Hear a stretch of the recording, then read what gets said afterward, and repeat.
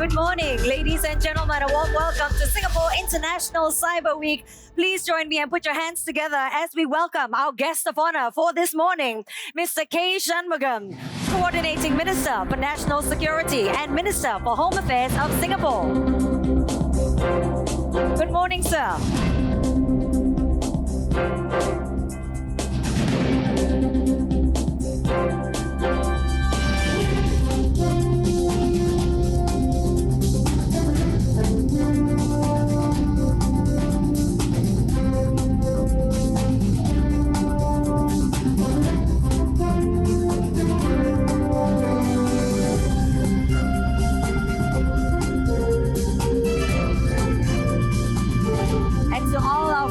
Who have joined us from all around the world, a warm welcome to Singapore.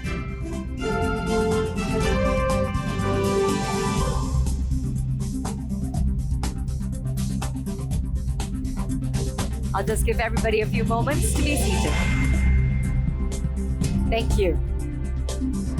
A very good morning to our guest of honor, Mr. K. Shanmugam, Coordinating Minister for National Security and Minister for Home Affairs of Singapore. Your Excellencies, distinguished guests, ladies and gentlemen, a warm welcome to Singapore International Cyber Week 2025. I'm Charmaine and I'm thrilled to be with you this morning. This year marks the 10th edition of SICW. Over these last 10 years, we've seen many changes, significant changes in the international and regional geopolitical landscape, as well as the digital and cyber landscape too. All of which have profoundly affected the way we live, the way we do business, and the way we live our everyday lives. SICW has been a key annual platform for discussions on how we, as an international community, can work together to address these challenges brought about by technological changes.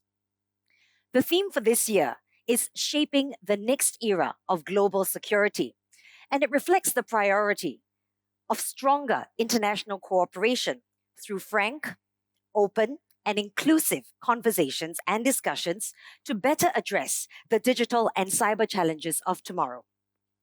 SICW is truly honored to have with us in the room today global policymakers, industry leaders, and distinguished academics from all around the world. We're here to have critical conversations on shaping the next era of global cybersecurity. Over the next few days, our discussions will explore the forefront of cybersecurity and digital development. Ladies and gentlemen, to kick off our program this morning and our conference, it's with great honor that I invite Mr. David Koh, Commissioner of Cybersecurity and Chief Executive, Cybersecurity Agency of Singapore, Chief of Digital Security and Technology, Ministry of Digital Development and Information Singapore, up on stage for his welcome remarks. Mr. Koh, please.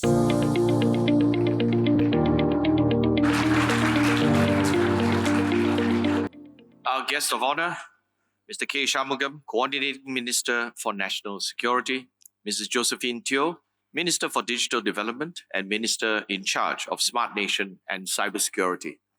Ministers, Excellencies, distinguished guests, colleagues and friends, a good morning and a warm welcome to Singapore. We are honored to have with us representatives from governments, industry, academia, and international organizations such as the United Nations, ASEAN, and Interpol. More than 13,000 participants are here with us this week. Cyberspace is now the natural environment in which we live, work, and play, together with countless other activities that make up our way of life. If we were fish, then this is now the water that we swim in. Cybersecurity is no longer a niche concern.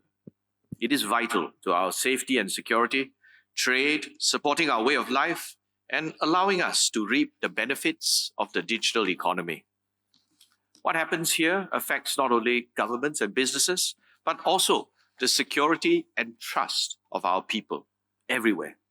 And this is why this year's theme, Shaping the Next Era of Global Cybersecurity, speaks directly to the task before us. The rules-based international order is under strain. Existing frameworks and institutions are weakening, even as technologies such as artificial intelligence, quantum, and cloud advance at astonishing speed. with each leap forward comes new vulnerabilities and threats. Cyber threats, cyber attacks are increasingly organized and relentless, targeting the systems on which our societies depend. This is our shared challenge, and it is why the next era must be shaped deliberately with foresight and collective resolve. This year also marks a shared milestone, the 10th edition of the SICW, as well as the 10th year of the Cybersecurity Agency, CSA. In this past decade, cybersecurity has shifted from a backroom technical topic to a recognized foundation of international security, economic growth, and digital trust. None of this progress has been achieved alone. It has depended on partnerships. Partnerships between governments, governments working across borders, governments working hand in hand with industry, domestically with our critical information infrastructure owners, and internationally with tech companies and infrastructure providers. Cybersecurity, however, cannot rest on rules alone. It must be built on trust, on shared responsibility, and on outcomes that keep our societies resilient. For Singapore, small, open, and highly connected, this was clear from the start. We could not secure cyberspace by ourselves. SICW was created to bring governments, industry, academia, and civil society together, not only to confront the current threats, but to anticipate the future digital domain. Over the past decade, it has become exactly that, a forum where countries engage despite differences, where industry and international organizations exchange perspectives, and where partnerships are forged to keep cyberspace open, secure, and trusted. One key lesson from this journey is what General Michelle McGuinness said last night, that cybersecurity is never quite finished. Threats evolve, technology advances, adversaries adapt. And we must always be ready, a shared effort built on trust, coordination, and resilience. You've heard me say this many times. Cybersecurity is a team sport. This team is global, and every player has a role. Cybersecurity is dynamic and alive. It's a game that's played across a global field. And in this game, there are no spectators. Governments, critical infrastructure owners, industry, international organizations, even ordinary individuals are all on the pitch. This is the only way to succeed, for us to work together to hold the line. This is why both international and public-private partnerships are indispensable. Governments can provide direction, but much of the infrastructure we rely on is built and run by industry.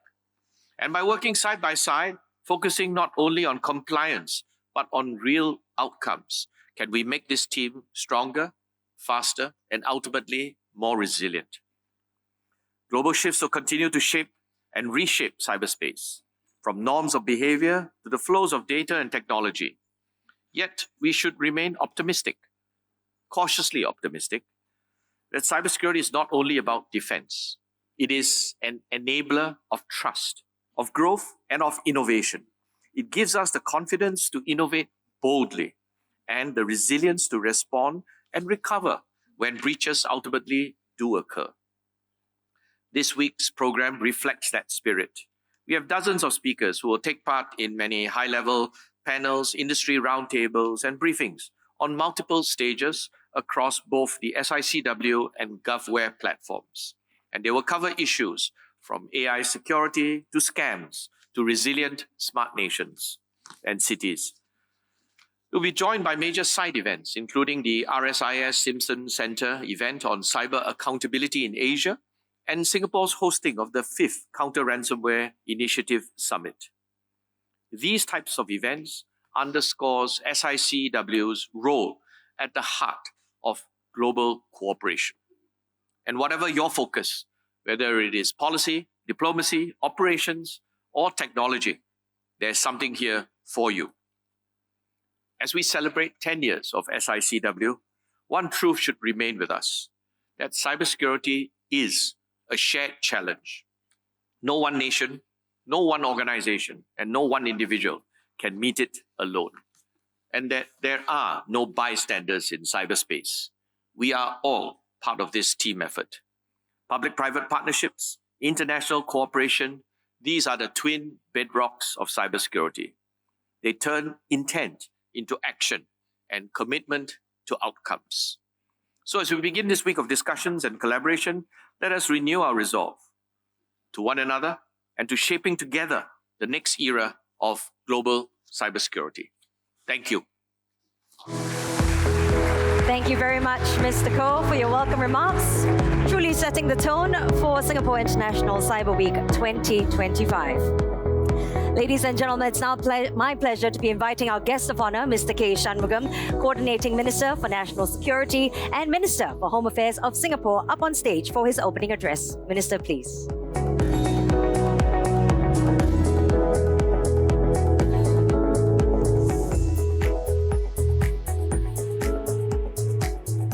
Ms. Izumi Nakamitsu, United Nations Under-Secretary General and High Representative for Disarmament Affairs, my cabinet colleagues, Mrs.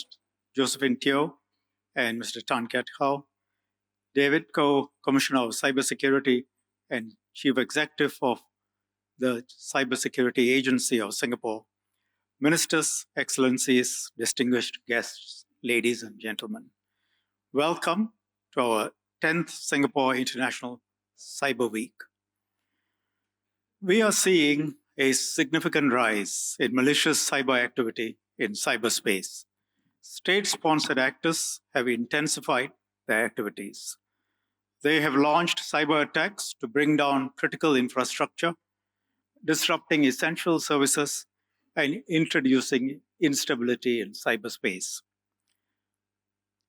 In April of this year, an attack on SK Telecom in South Korea exposed the SIM data of nearly 27 million users. The Typhoons cluster has been reported to target critical sectors: healthcare, telcos, water, transport, power. Hacktivists and pro-state actors have used cyber to promote their political, social, ideological agendas. Cybercrime has also been on the rise. In August of this year, a ransomware attack on Jaguar Land Rover disrupted production, caused the shutdown of its factories around the world, caused the loss of billions of dollars, and affected thousands of workers and huge number of subcontractors. After that, a ransomware attack on Asahi Beer Group halted beer production around the world, almost caused a shortage of Asahi beer. I'm not sure between Land Rovers and beer, which is more impactful when you lose it. In Singapore, we have also been under regular attacks. Our geopolitical situation, our digital connectivity make us attractive targets. Earlier in July this year, I shared that UNC 3886 has been conducting attacks on our critical infrastructure. We have also discovered foreign actors attempting to influence our domestic politics, both in the physical world and in cyber. In 2017, for example, we identified an agent of influence. We revoked his permanent residency and asked him to leave the country. During our general elections this year, foreign actors were using our cyberspace to directly target Singaporeans to get them to vote along the lines that were preferred by the foreign actors. Their social media posts were widely shared within the Singaporean community. Now, we will take action against malicious cyber actors, regardless of whether they are attacking Singapore targets or using Singapore as a launchpad for attacks against other countries. In the last year, we uncovered a serious network. The Singapore Police Force and our Internal Security Department identified 6 foreign nationals operating out of Singapore. They are suspected of being involved in malicious cyber activities. These individuals are believed to have probed and hacked into various overseas websites. One of their purposes for doing so was to obtain information of a significant number of individuals, including of those outside of Singapore, which they subsequently sold for a profit. But they also targeted foreign governments, including foreign government data. That is not acceptable, and we take a serious view. Naturally, questions arise as to why they are doing this and whether they are doing this on behalf of who else. 4 of these individuals have also been charged with possessing hacking tools and malware found on their devices. Their cases are now before the courts. We will take action against platforms that carry harmful content or used as conduits for malicious cyber actors. For example, in October of last year, the government blocked 10 websites, obviously inauthentic, set up by foreign actors, but masquerading as local websites, with the potential to be used when the switch is turned on for a variety of activities. They had the potential, in our assessment, to mount hostile information campaigns. That's the first part. The second, we will continue to strengthen the protection of our critical infrastructure. Today, our critical infrastructure operators are held to higher cybersecurity standards and obligations under the Cybersecurity Act. As threat actors employ more sophisticated tools and techniques, we will update these standards and obligations. We have to ensure that critical infrastructure owners are prepared to deal with these threats. But regulations alone are not going to be enough.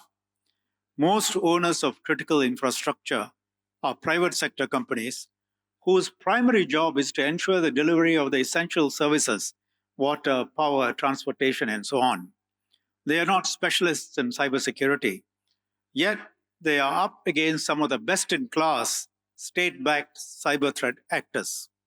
So the government has decided that it will have to move beyond the traditional regulator-regulatee relationship when it comes to infrastructure owners. The government will partner more closely with them in this fight against cyber attacks and cyber attackers. This will mean equipping our critical infrastructure owners with the tools, the capabilities to deal with APT level threats. The government will help in this. One initiative which we have already undertaken is to share classified threat intelligence with our critical infrastructure owners. This will help them to be on the lookout for specific threats and develop a more robust response, incident response, and have more robust business continuity plans. We will also explore seriously the partnering with selected critical infrastructure owners to conduct threat hunting and red teaming exercises. These will similarly be informed by classified intelligence. These security tests, we hope, will help to validate the robustness of the defenses of these critical infrastructure operators. This, for Singapore anyway, represents a very significant shift in the approach by the government. Up to now, when it comes to issues of classified intelligence and national security, they have been the exclusive domain of the government and have been kept the exclusive domain of the government. But we have decided that this significant shift is necessary for us to level the playing field between attackers and defenders and help to turn the tide against the threat actors. But we have to be realistic. As I said, we are up against sophisticated threat actors, and some attacks will succeed. Therefore, we will need to build up the resilience, but we also need to be prepared that for a period, some operations will be degraded because some attacks will succeed. That is why we have to strengthen cooperation with key governments and technology partners. We have to share intelligence. We have to help each other block attacks and help when networks have to be shut down. We have to help each other when threat actors attack us. Attacks can come from anywhere in the world and can be routed through a number of intermediate modes internationally. That brings me to the third aspect I wanted to speak about and third pillar of our approach: to build trust between countries and continue to strengthen the rules-based international cyber order. Now, we are not completely idealistic about it. There are obviously going to be different levels of interest. There are going to be different countries which have a view on offense and defense. But there must still be some foundation of cooperation, which is the key to a safe cyberspace, secure cyberspace, at least between broadly like-minded countries. And with trust, countries can exchange information, support each other in times of crisis. Without it, countries will be hesitant to share intelligence, and that will leave all of us exposed and weaken our collective defense efforts. Moreover, if some countries choose to weaponize technologies, others will naturally raise their defenses. Have to be. There will be a cyber arms race, a vicious cycle which benefits no one. We are, in fact, already in that situation. Singapore has been and continues to be a staunch advocate for the international rules-based order. This also extends to cyberspace to the extent that that is possible. So we recently concluded our chairmanship of the second United Nations Open-Ended Working Group, OEWG, on the security of information and security of communications technology. There was general consensus on what constitutes responsible state behavior, and countries have made some headway in codifying these into rules and norms. Importantly, there's got to be a commitment to upholding these rules and norms. We are all going to be worse off if the cyberspace denigrates into the law of the jungle, where might equals right. And we will then see many of the benefits of digitalization being reversed. We in Singapore will do our part to contribute towards international capacity building efforts. And, conferences like this, sharing, building up trust, partnerships, we will work at it. Since 2022, Singapore has partnered with the UN Office of Disarmament Affairs to run the UN Singapore Cyber Program, or UNSCP. Over the past 3 years, this program has trained close to 140 senior cybersecurity officials from 97 UN member states. I am pleased to share that we will renew and extend the UNSCP for another 3 years. These efforts will hopefully help to level the playing field between defenders and threat actors and contribute to a slightly more safer and secure cyberspace globally.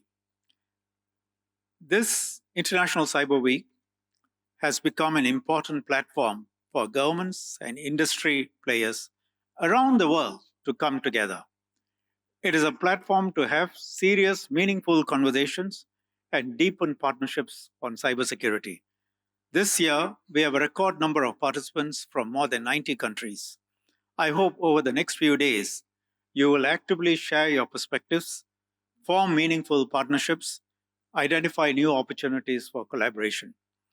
Through the various conversations, we can deepen our understanding of one another, build more trust, and hopefully build deeper, longer-lasting partnerships. I wish everyone a fruitful conference. Thank you. Thank you very much, Minister. It's our honor to have with us Ms. Izumi Nakamitsu, United Nations Under-Secretary General and High Representative of Disarmament Affairs, join us today for her keynote address. Ms. Nakamitsu, please. Thank you very much. Good morning.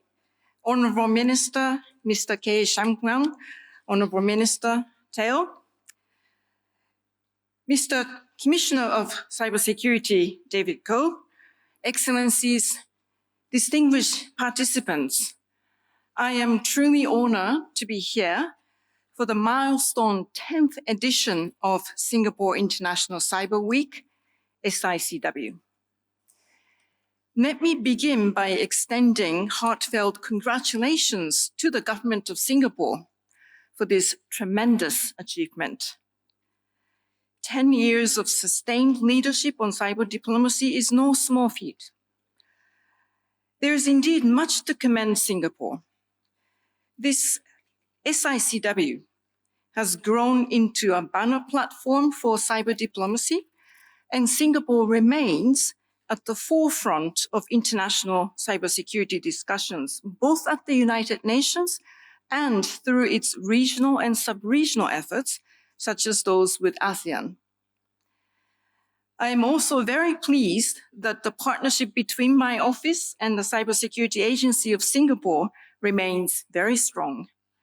I warmly welcome the extension of our joint activities under the umbrella of the UN Singapore Cyber Program for another 3 years. I am deeply grateful to Singapore for our partnership. And of course, Singapore's chairing of the UN Open-Ended Working Group on ICT Security has been universally applauded. I join many others in expressing deep appreciation to His Excellency Ambassador Burhan Ghafoor for his exemplary efforts in leading the working group to a successful conclusion. Yet, we know that the international peace and security of the ICT domain cannot be secured by the state's efforts of one state, one sub-region, or one region alone. This is a collective endeavor in which we all have a role to play, from governments to individual citizens.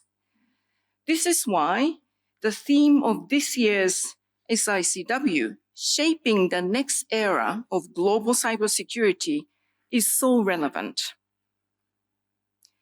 Shaping this new era in a manner that provides for a peaceful, secure, inclusive, and prosperous future is the responsibility of all of us. This is precisely why the multi-stakeholder nature of this event is also so crucial, bringing together policymakers, technical experts, industry leaders, academics, and many more.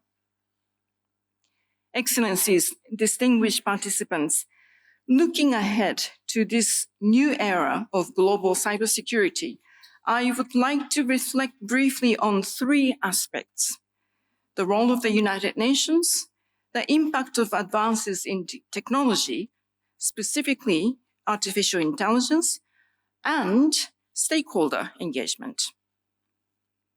Now, first, on the role of the United Nations.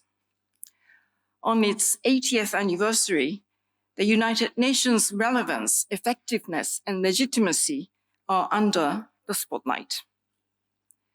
The Secretary General has launched the UN 80 initiative to make the UN more agile, integrated, and effective, essentially better equipped to respond to today's global challenges, including emerging and dynamic challenges. ICT security falls squarely in this basket of challenges. But while addressing these fast-moving issues is not easy, we know that states' consistent engagement at the United Nations makes a difference. In December last year, 2024, the General Assembly adopted the Convention Against Cybercrime, which creates an unprecedented platform for international cooperation in combating crimes committed by means of ICTs. I congratulate Vietnam and all states on the signing ceremony to take place later this week in Hanoi. Steady intergovernmental work on ICT security over more than 2 decades has further proven the value of dedicated engagement of member states at the United Nations. These discussions hit a high point in July this year when the open-ended working group on ICT security adopted a consensus final report. This marked the conclusion of 4 years of dedicated efforts with notable outcomes such as a global intergovernmental directory with the participation of more than 115 states so far, 8 global confidence building measures to enhance trust and predictability between states, reducing tensions and misunderstandings. Common understandings on ICT security threat landscape, from critical infrastructure vulnerabilities to incidents involving malicious software. And a whole range of capacity building initiatives, including the convening of the first ever global roundtable discussions. And perhaps most importantly, states agreed to establish a new global mechanism on ICT security to begin its work next year in 2026. I believe this new process, permanent in nature, will play a crucial role in shaping our new era of global cybersecurity. Through annual plenary meetings and dedicated thematic groups, the global mechanism will be a key vehicle for states' efforts moving forward. We know the threats to cyberspace will not diminish, so neither can our commitment to engage. Second, and this is connected to threats, I would like to address the impact of emerging technologies on ICT security. If we are to talk about the future, we must acknowledge the transformative impact of rapidly advancing technologies such as artificial intelligence or quantum technology. I will speak specifically about AI, which has demonstrated itself to be amongst the most impactful technologies in our recent history. And as is the case with most dual-use technologies, when it comes to AI, we are presented with both risks and opportunities. On the one hand, the convergence of AI with the ICT is creating new vectors for exploitation and revealing novel vulnerabilities. Integration of AI can create new ICT threats and significantly strengthen existing ones by increasing their speed, frequency, scale, sophistication, and effect. AI can generate malicious codes, identify system-level vulnerabilities, and spread mis- and disinformation. AI can also break existing encryption methods, many of which are foundational to security of critical infrastructure systems. But AI models can also be subject of malicious ICT activity themselves. Perpetrators can target AI models to access source code or data sets, or to inject false or misleading data into training data sets, also known as data poisoning. At the same time, we must also acknowledge the potential benefits that AI can offer. States and private companies are increasingly using AI to detect potential threats and support ICT incidents response. AI-enabled systems can automatically detect and block malicious activity, like phishing attempts and malware, analyzing quickly and efficiently unusual patterns and anomalies in network traffic. In this way, AI can be expected to play a growing role in bolstering cyber resilience. Thus, the new era of global security, cybersecurity, will require careful consideration of AI and its enabling role, both from the point of view of the perpetrator and also defender. Third and finally, allow me a few words on engagement of stakeholders. I have said many times before that the role of non-governmental stakeholders in ICT-related discussions cannot be overstated. When it comes to cybersecurity, we all have a stake, which makes all of us stakeholders in same manner. The very nature of ICTs, with much of their infrastructure owned and operated across borders and by a range of stakeholders, requires close and multi-sectoral collaboration. From states to the business community, to technical experts to scholars, there is a multitude of roles to play. Stakeholder roles include operating and defending infrastructure, providing practical guidance on the implementation of norms and the application of international law, conducting capacity building activities, and gathering and sharing threat intelligence. This is just to name a few. Particularly when it comes to examining the impact of emerging technologies on cybersecurity, we must engage the private sector that is largely driving this innovation forward. While multi-stakeholder processes introduce more complexity, I must say, they also provide for increased opportunity as well. Let us seize these opportunities together. Excellencies, distinguished participants, I look forward to joining forces in shaping the next era of global cybersecurity, both this week at SICW and in the days and months ahead. Rest assured that the United Nations is your committed partner. I thank you very much for your attention. Thank you very much, Ms. Nakamitsu. Now, ladies and gentlemen, to kick off this panel, please join me as we welcome Mr. Yuri Kozak, Deputy Minister for Foreign Affairs, Czech Republic, to give a speech. Mr. Kozak, please. Good morning, Excellencies, distinguished colleagues, ladies and gentlemen.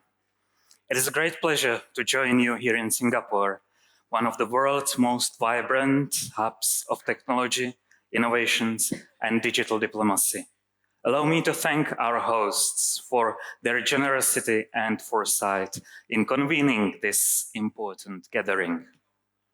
We meet today under a theme that captures the complexity of our moment. Not at war, not at peace. It is a phrase that resonates far beyond cyberspace. It describes the world we inhabit. One marked by geopolitical rivalry, regional conflicts, and economic fragmentation. But it is in cyberspace where this tension is most vividly felt. A domain that is neither fully secure nor full of risks, neither governed nor entirely ungoverned. A space where tools of progress and the tools of disruption are often at the same space. We live in the era of digital independence without digital trust. Our economies, our societies, our democracies all depend on the same digital infrastructure, yet confidence in the safety is eroding. Cyber attacks on hospitals, energy networks, and electric have shown how fragile our digital backbone can be. Disinformation spreads faster than truth. Emerging technologies such as AI and quantum computing promise immense benefits, but also bring new layers of strategic competition.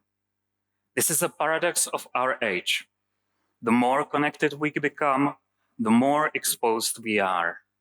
And yet, this interconnectedness also gives us a great opportunity, the ability to act together.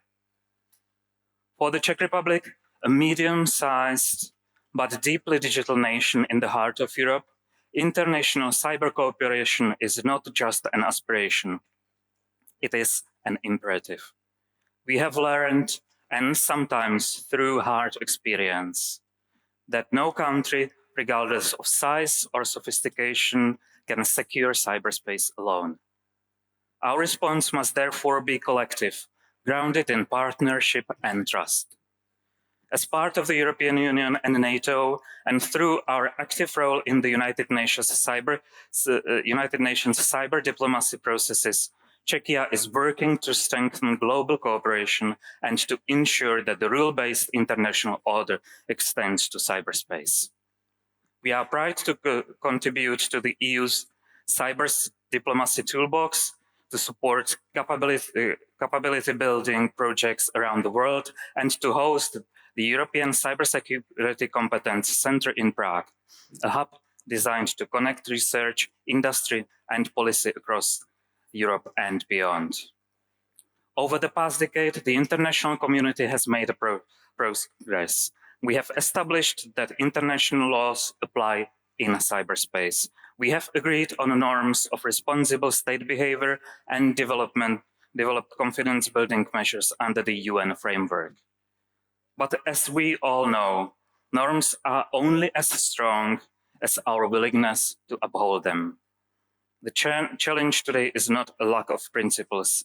It is a gap between commitment and compliance. We need to move from consensus on paper to cooperation in practice. This means sharing threat intelligence faster and more widely, supporting countries that lack capacity to detect and respond to cyber incidents, building interoperable standards for cyber resilience, and developing mechanisms to promote accountability when states or non-state actors violate agreed norms. Because deterrence in space does not come from secrecy, it comes from solidarity. The Czech vision for the future of international cyber cooperation is digital world that is open and inclusive, secure and resilient, rule-based and responsible, and human-centric and right-respecting. This vision is not idealistic, it is pragmatic. It is built on understanding that peace in cyberspace is not the absence of conflict, it is the presence of cooperation. So what can we, governments, industry, and international community do to make this vision real? First, build coalition of trust. In a fragmented world, we need flexible and inclusive partnership among like-minded states, but also between public and private sector. Cybersecurity is 80% about relationship and only 20% about technology. Let us invest in trust. Second, make capacity building a global priority.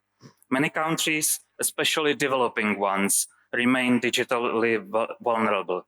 Czechia is proud to support capacity building initiatives through the European Union, the OSCE, and the Global Forum on Cyber Expertise. Cyber resilience anywhere strengthens security everywhere.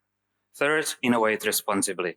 As we enter the era of AI-driven cyber operations and autonomous systems, we must integrate ethics and responsibility into technological design.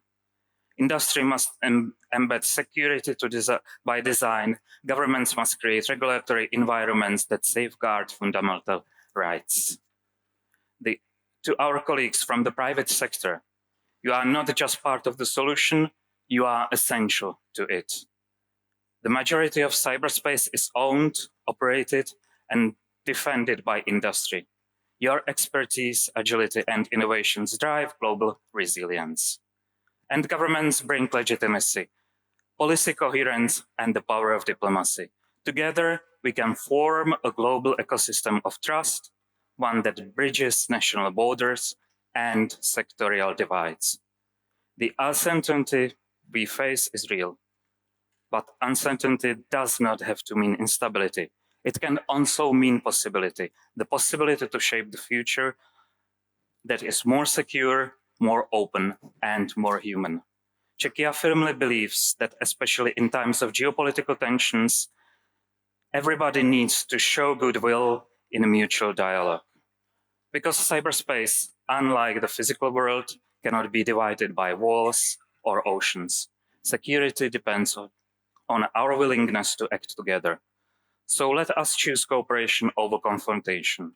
Let us turn uncertainty into opportunity. Let us ensure that the digital revolution remains a force for peace, prosperity, and shared progress. Thank you.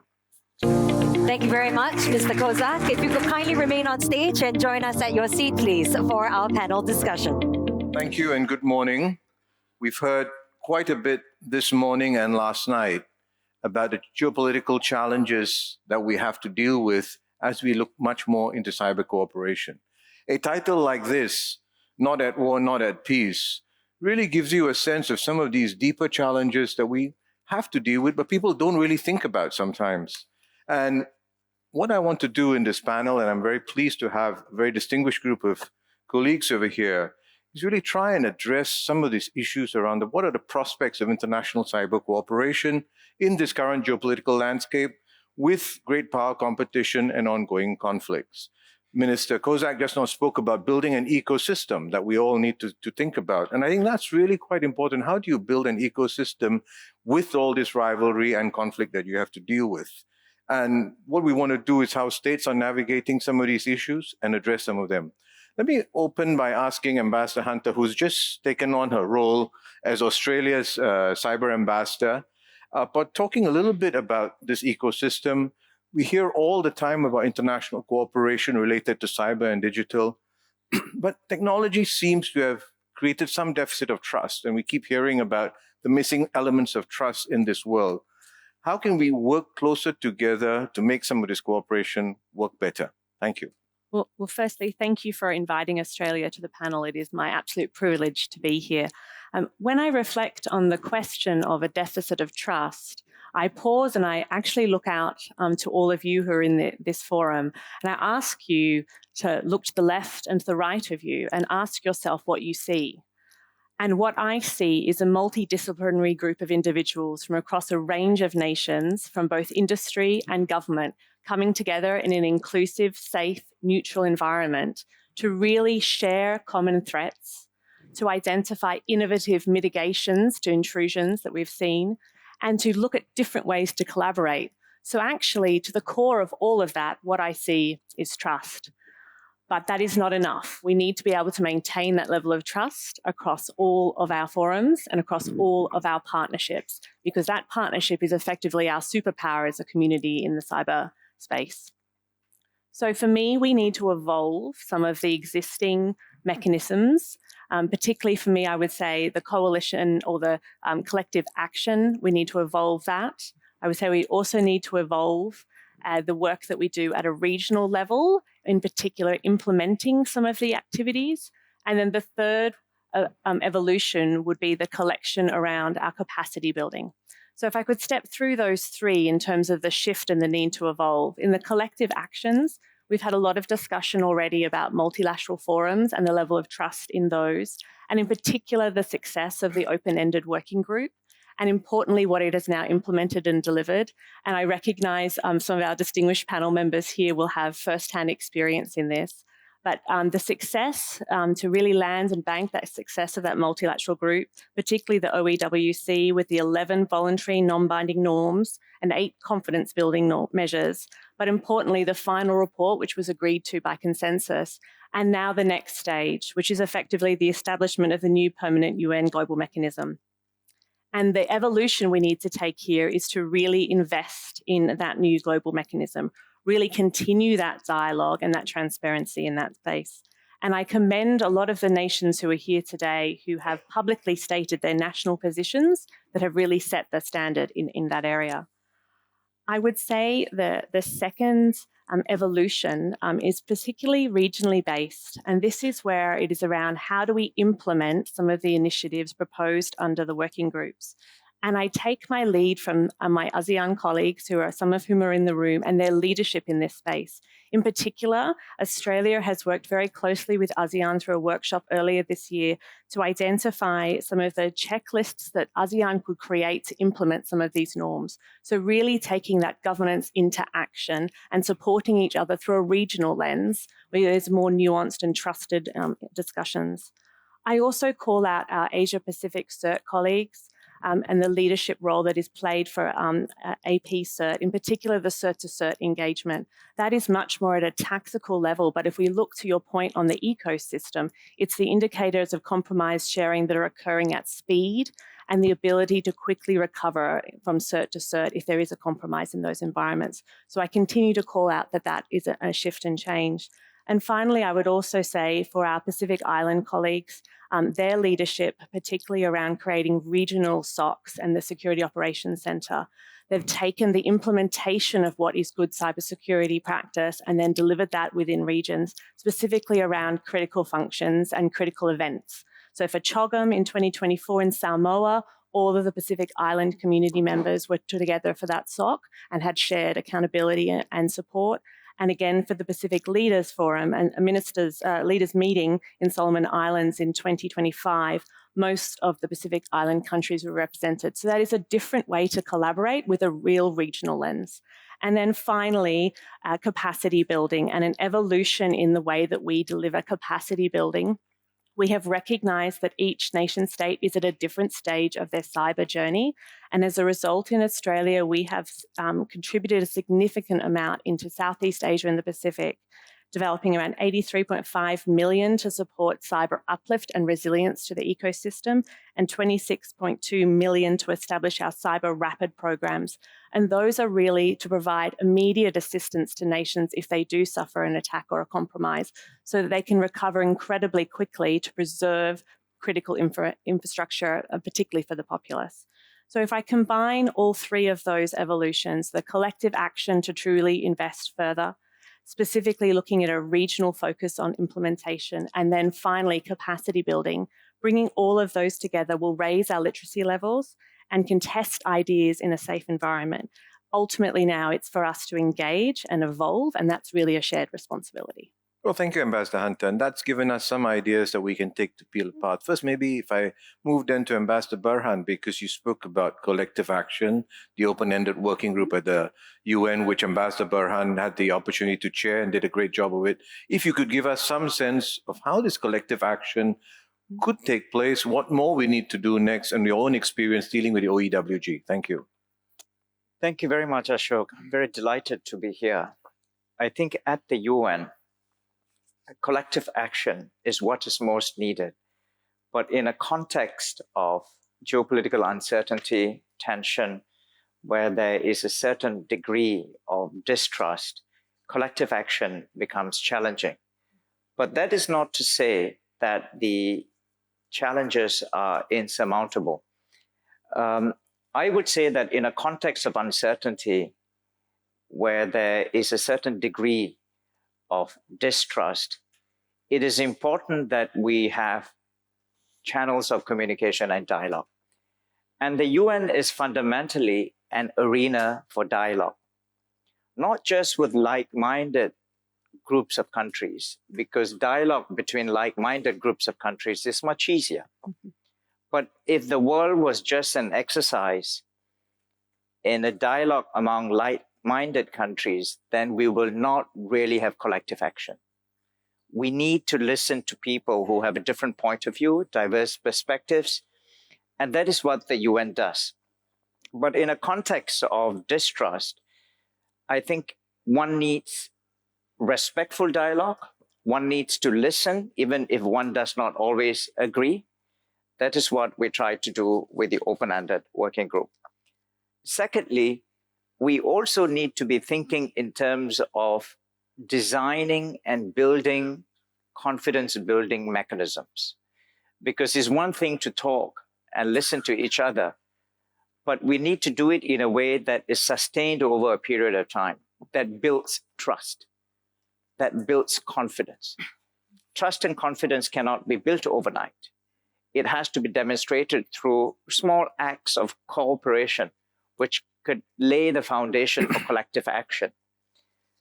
The third thing that I would say is that through dialogue and small steps towards building confidence, we can create an environment where there is an encouragement towards transparency, scrutiny of interstate actions and state behavior, and hopefully this leads to some degree of accountability. And so if we look at what the UN did in the context of the OEWG, that is what we provided: an arena for dialogue.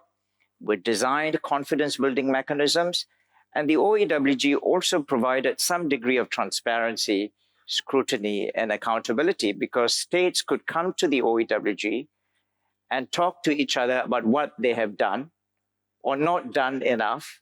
And there was a robust and heated exchange sometimes.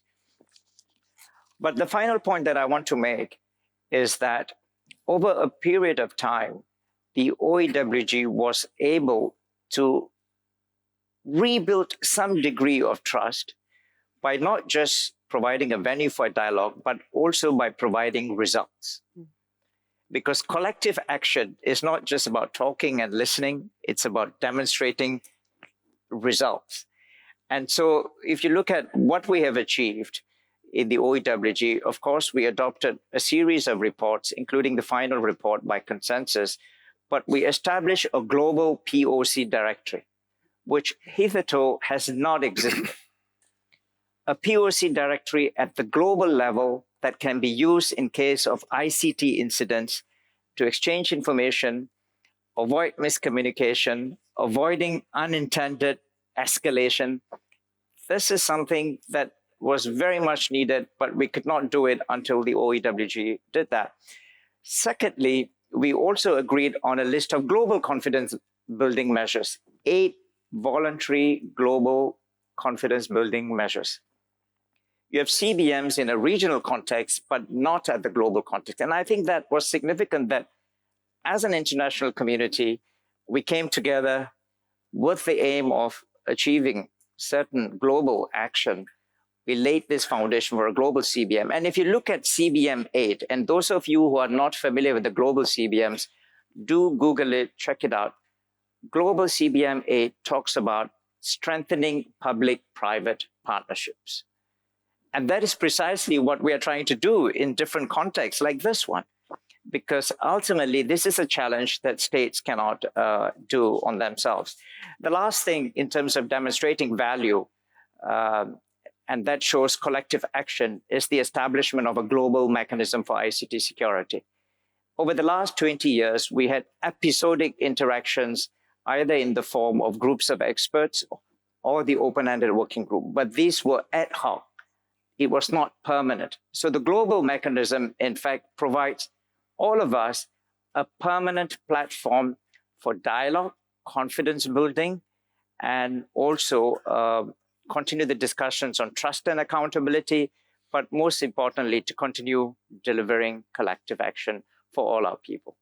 Thank you, Burhan, because you've been at the coalface of the UN, and you provide an optimistic perspective of what can be done globally, and I don't think we should give up on that. Yeah. If I can go to you now, Coordinator LeBlanc, and you deal with Europe, with the External Action Service. One thing Ambassador Hunter did speak about is regional cooperation. She spoke about Southeast Asia and the Pacific Islands. Can you give us a sense of what Europe is doing in terms of dealing with some of these issues in the regional level on cybersecurity? Definitely, and I'm very happy to be here. Thank you for having me on the panel. So indeed, first let me congratulate Ambassador Kaffour on the work indeed done in the United Nations, because it's so important for us to have that platform and to have that cooperation at all levels, including also at the multilateral level. And the establishment of the global mechanism really allows us to translate that work and the agreements that we have at the multilateral level on the application of international law, on norms of responsible state behavior, on confidence building measures, as well as the work on capacity building to translate that both to our regional as well as national level. And in the EU, we have been a firm promoter of the UN framework of responsible state behavior in cyberspace since its beginning. We're really in favor of all the work that we've been doing. We've been driving it also through the proposals because this enables us to put security and stability in cyberspace. And we're actively implementing that framework also into our European, and member states are doing that into their national legislation, as well as also enabling other states to do so. So, for instance, the EU has a NIS directive, the Network and Information Security Directive, which has its second iteration now, which implements the norms that relate to the protection of critical infrastructure, working together, building the legislation, building the policy frameworks, building the networks that will allow member states to protect critical infrastructure in line with the UN framework, that will allow member states to share information with each other, build confidence with each other, not only amongst each other, but also with partners around the world, and building also the networks to respond to incidents and to be able to also support and adhere to the norm, providing that support which stemmed from the United Nations.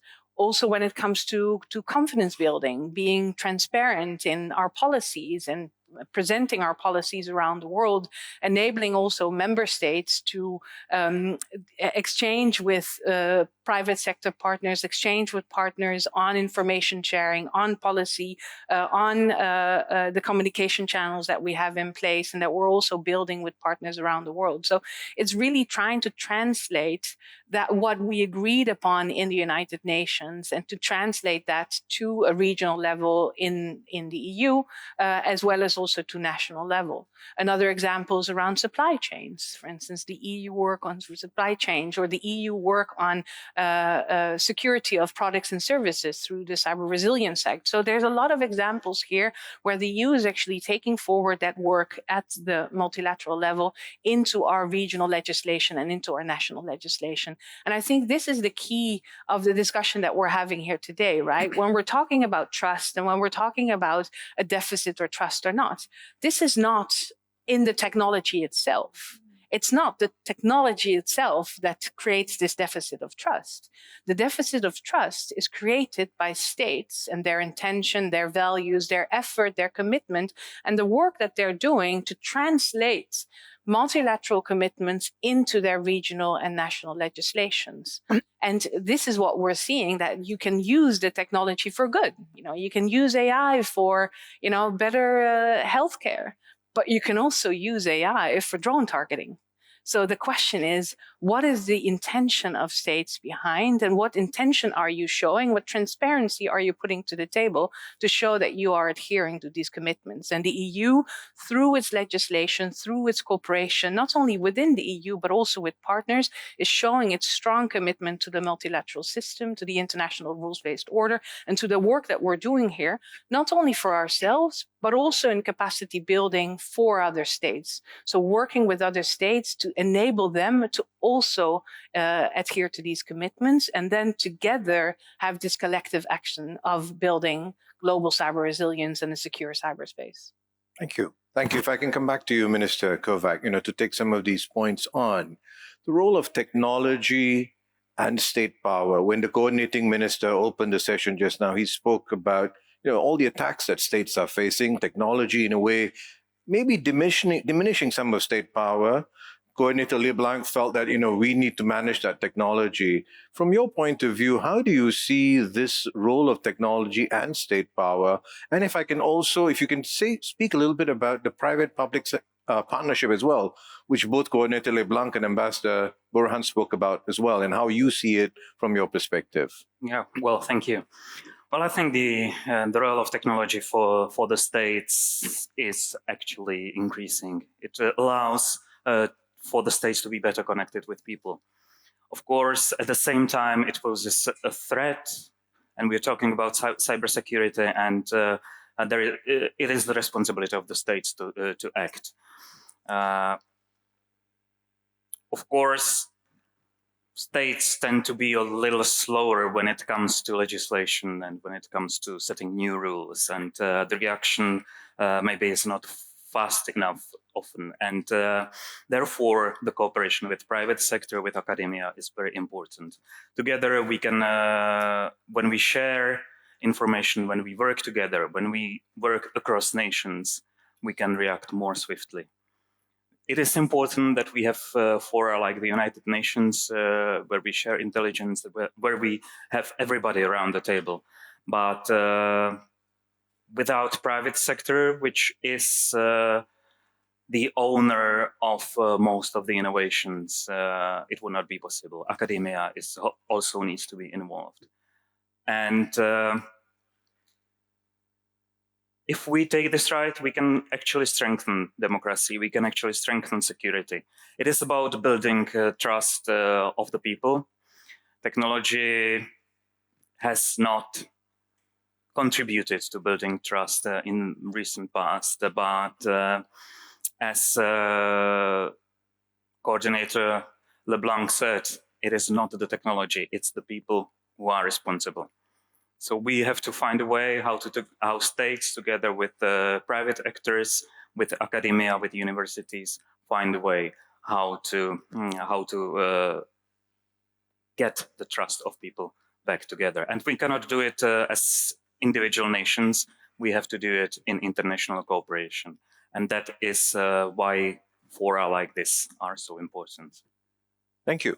I come back to you again, Ambassador Hunter, and one of the audience questions, because you spoke about capacity building, and you yourself have been doing this for some time, even though you've just been appointed to this role. One question from the audience is, with the growing demand for cybersecurity professionals worldwide, what strategies can help build and sustain a diverse, skilled global cybersecurity workforce? And how, from your own experience, what more should we be doing? Absolutely. It's a great question because it does also speak to being technically literate, and policymakers who are making decisions need to understand technology. So if I could speak to the capacity building elements, the Australian cybersecurity strategy, which Ms. Michelle Guinness mentioned yesterday evening in 2023 to 2030, outlines a cyber workforce growth. So that is an investment by Australia in not only our national cyber workforce skills to ensure that we are technically literate when we're making policy decisions, but also capacity building elements where we are going out into our region to upskill and build effectively a pipeline of cybersecurity specialists. So we have a range of programs, in particular ones which are particularly supporting women in cyber, where they're focused very heavily on cyber resilience. And we also support and co-badge a lot of hackathons in the region. So we actually get practitioners on keyboards, understanding the environment in which they're operating. This is all about ensuring that we do have that pipeline of critical skills and that we are literate in the technology. Thank you. Thank you. I have time for one question for each one of you, and I want you to reflect on what is the path forward that we need to go. We've been speaking about cooperation, we've been speaking about trust, we've been speaking about some of the deficit of trust. Each one of you, from your own backgrounds, if you could give us a few words about what should be the path forward, where should we be going in dealing with these issues on cybersecurity. Farhan, if I could start with you, please. Thank you very much, Ashok. Two things. I mean, first, we need to continue the work at the UN. We now have a new global mechanism, but we have to make sure that it's truly universal and truly collective. By that, I mean, it is important to really bring on board countries that do not have the capacity or the bandwidth to participate. And I'm talking about largely countries in the South, developing countries, smaller countries, who may not have the capacity or systems in place even to understand the threat landscape, let alone have an awareness of the range of new and emerging technologies. So I think that is really important, to continue the work at the UN, to make the global mechanism that we have established substantive and meaningful in terms of its ability to deliver results, build confidence, and rebuild or build trust. The second thing that I think we need to do is connect the dots. Because what the UN does at the global level in itself is vital, I think, but it would not be sufficient.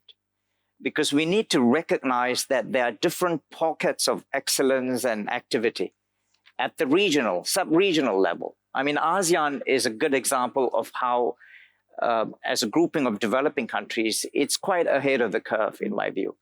But there are also sub-regional groupings in other parts of the world which need support and engagement. So what we need to do is connect the dots, inter-regional collaboration.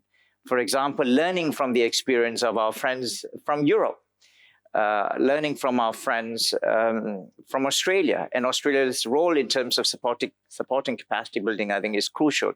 So inter-regional collaboration, especially targeting countries in the South, is really necessary to lift up the base, even as we try and do things from the UN, not exactly in a top-down fashion, but at the larger macro level. So I think we need to make sure that whatever we do is mutually reinforcing and brings us all together and forward towards dealing with this challenge.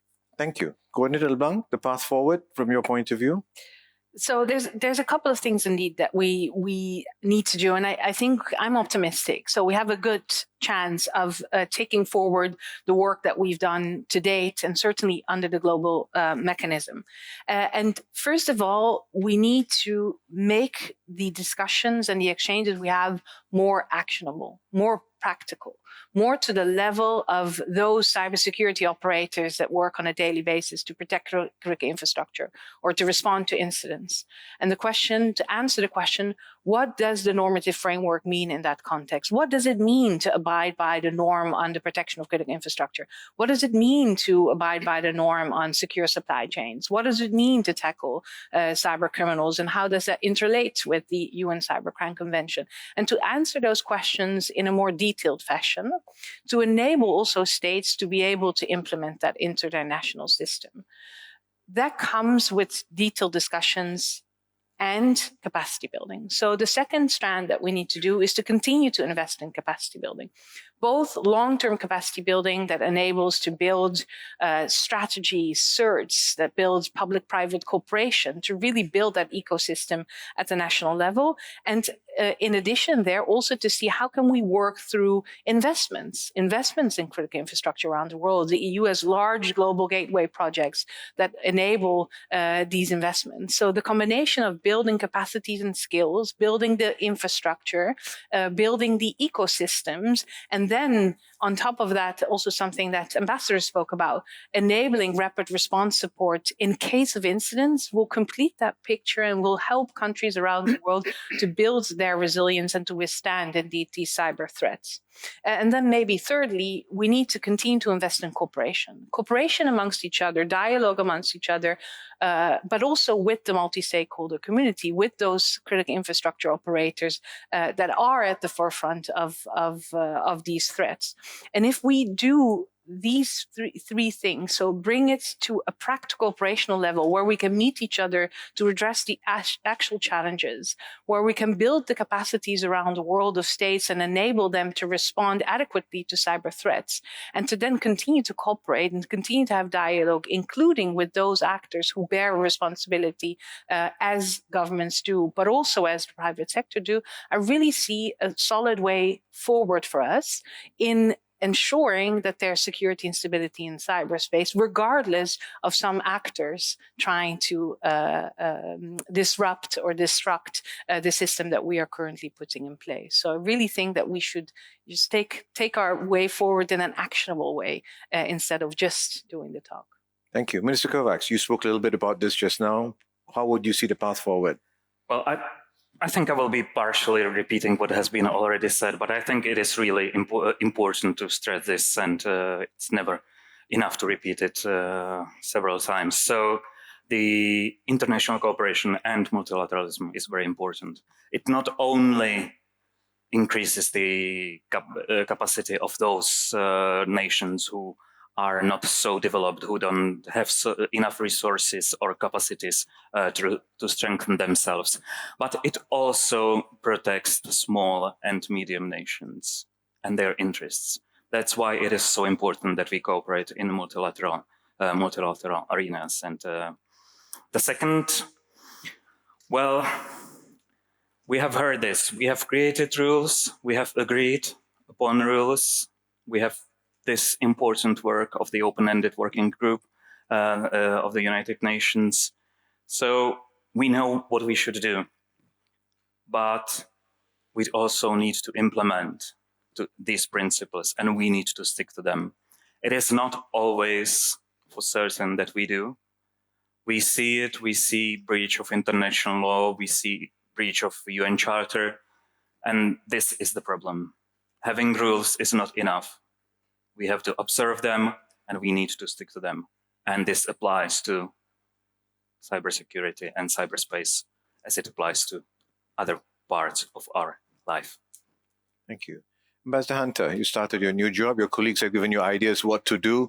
What would you see as the path forward? Sure. I won't reiterate what some of my fabulous panel members have already said. I will just capture three.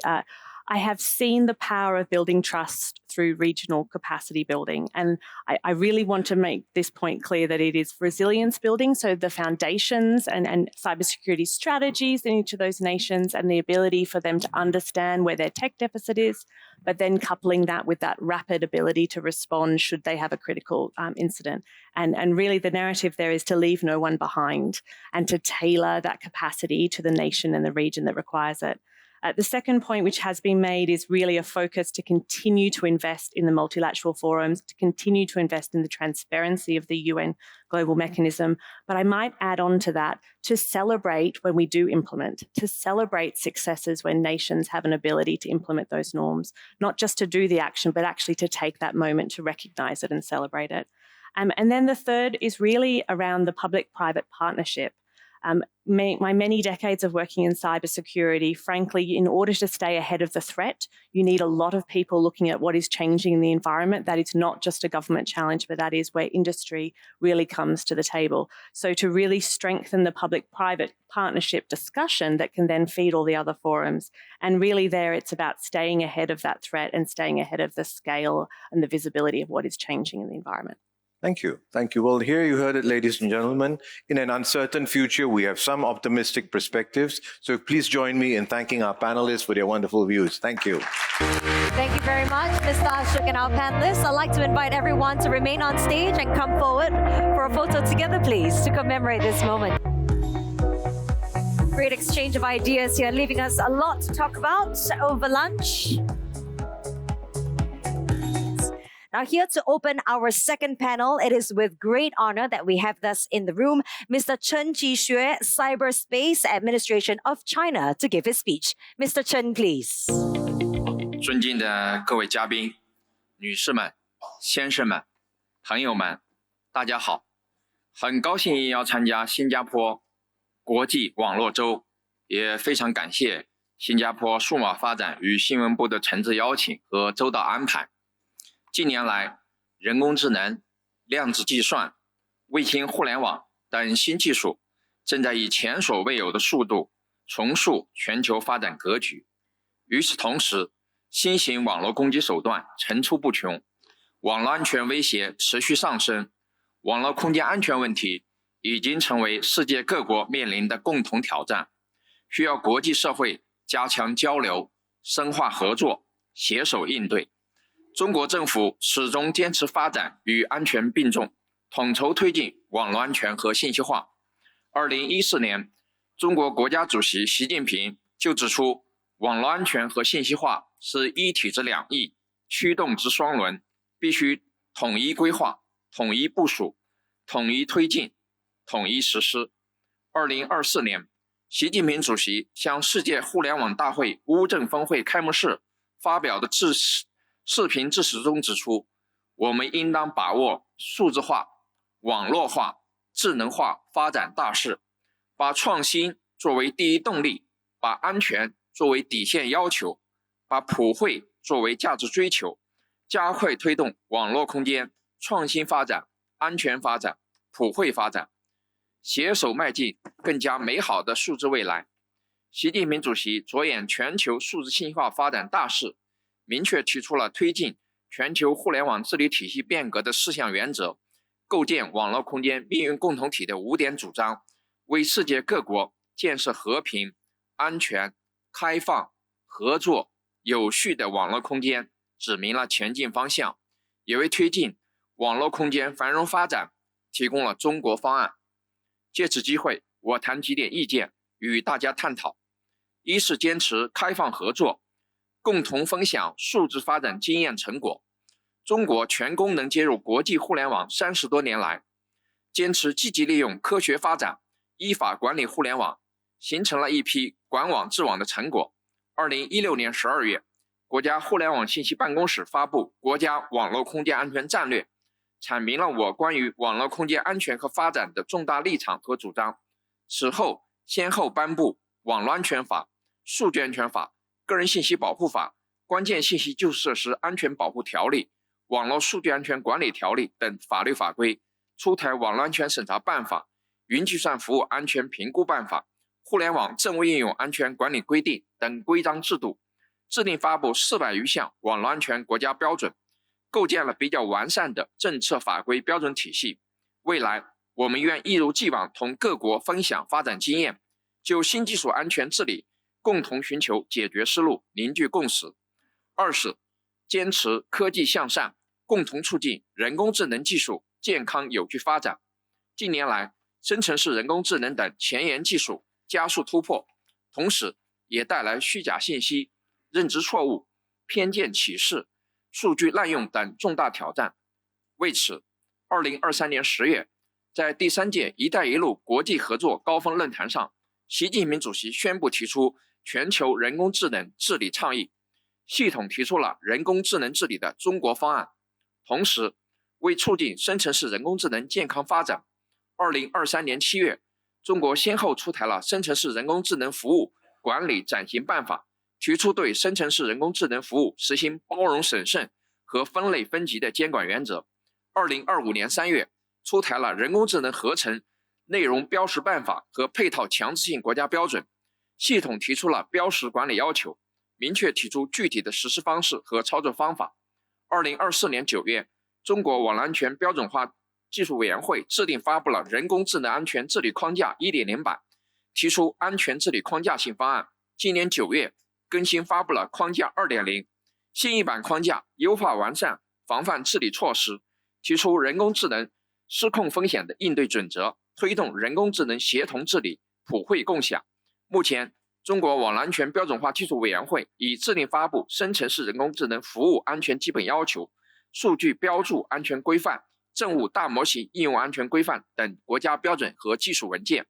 我们愿与各国围绕人工智能技术安全治理加强合作，共同推动人工智能红利惠及各国。三是坚持安危与共，共同抵御网络安全风险挑战。网络空间具有国际性，没有哪个国家的网络是绝对安全的世外桃源。面对日益严峻复杂的网络攻击、网络恐怖主义等网络安全风险，任何国家都难以凭一己之力实现有效应对。中国始终倡导安危与共，不断深化网络安全国际合作。目前，中国国家计算机网络应急技术管理协调中心已经与全球80多个国家和地区的近300个组织建立了国际合作伙伴关系，每年与50多个国家协作处置跨境网络安全事件万余起，在网络安全信息共享、应急协调处置和技术支撑等方面发挥着重要作用。我们愿同各国继续深化网络安全务实合作，与国际社会各方围绕平台治理、数据跨境流动、网络攻击溯源、关键信息基础设施安全保护等热点问题进行密切协作，以可信可靠网络助力全球可持续发展。女士们、先生们、朋友们，未来值得期许，挑战必须应对。中国始终是全球网络空间安全的积极倡导者、坚定维护者。我们愿与国际社会携手合作，共筑网络空间安全，共谋数字经济发展，共享数字文明成果，共同推动构建网络空间命运共同体迈向新阶段。最后，预祝本届新加坡国际网络周圆满成功。谢谢大家。Thank you very much, Mr. Chen. Next, we'd like to invite Mr. Vitaly Balashov, Deputy Minister, Ministry of Digital Transformation of Ukraine, to deliver his speech virtually. Ukraine is unable to join us today, but have provided a recorded message to share their perspectives with the conference. Ladies and gentlemen, Mr. Balashov.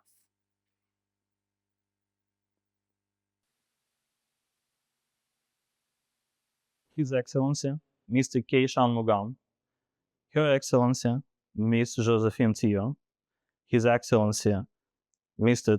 Tan Kiat Hao, Mr. David Ko, distinguished guests, partners, and friends. I'm honored to welcome everyone to the 10th Singapore International Cyber Week. Greetings from Ukraine. My name is Vitaly Balashov, Deputy Minister of Cyber and Cloud at the Ministry of the Digital Transformation of Ukraine. When our ministry was created in 2019, the goal was clear: to build the most convenient and secure digital state in the world. At the core of our transformation is DIA. Over 23 million users, 30 digital documents, and more than 60 public services. Around the ecosystem, we built digital projects that strengthen different layers of the state. DIA Web Portal ensures service accessibility beyond the app. DIA Education helps to develop digital literacy. CDTO Campus prepares the next generation of public sector digital leaders.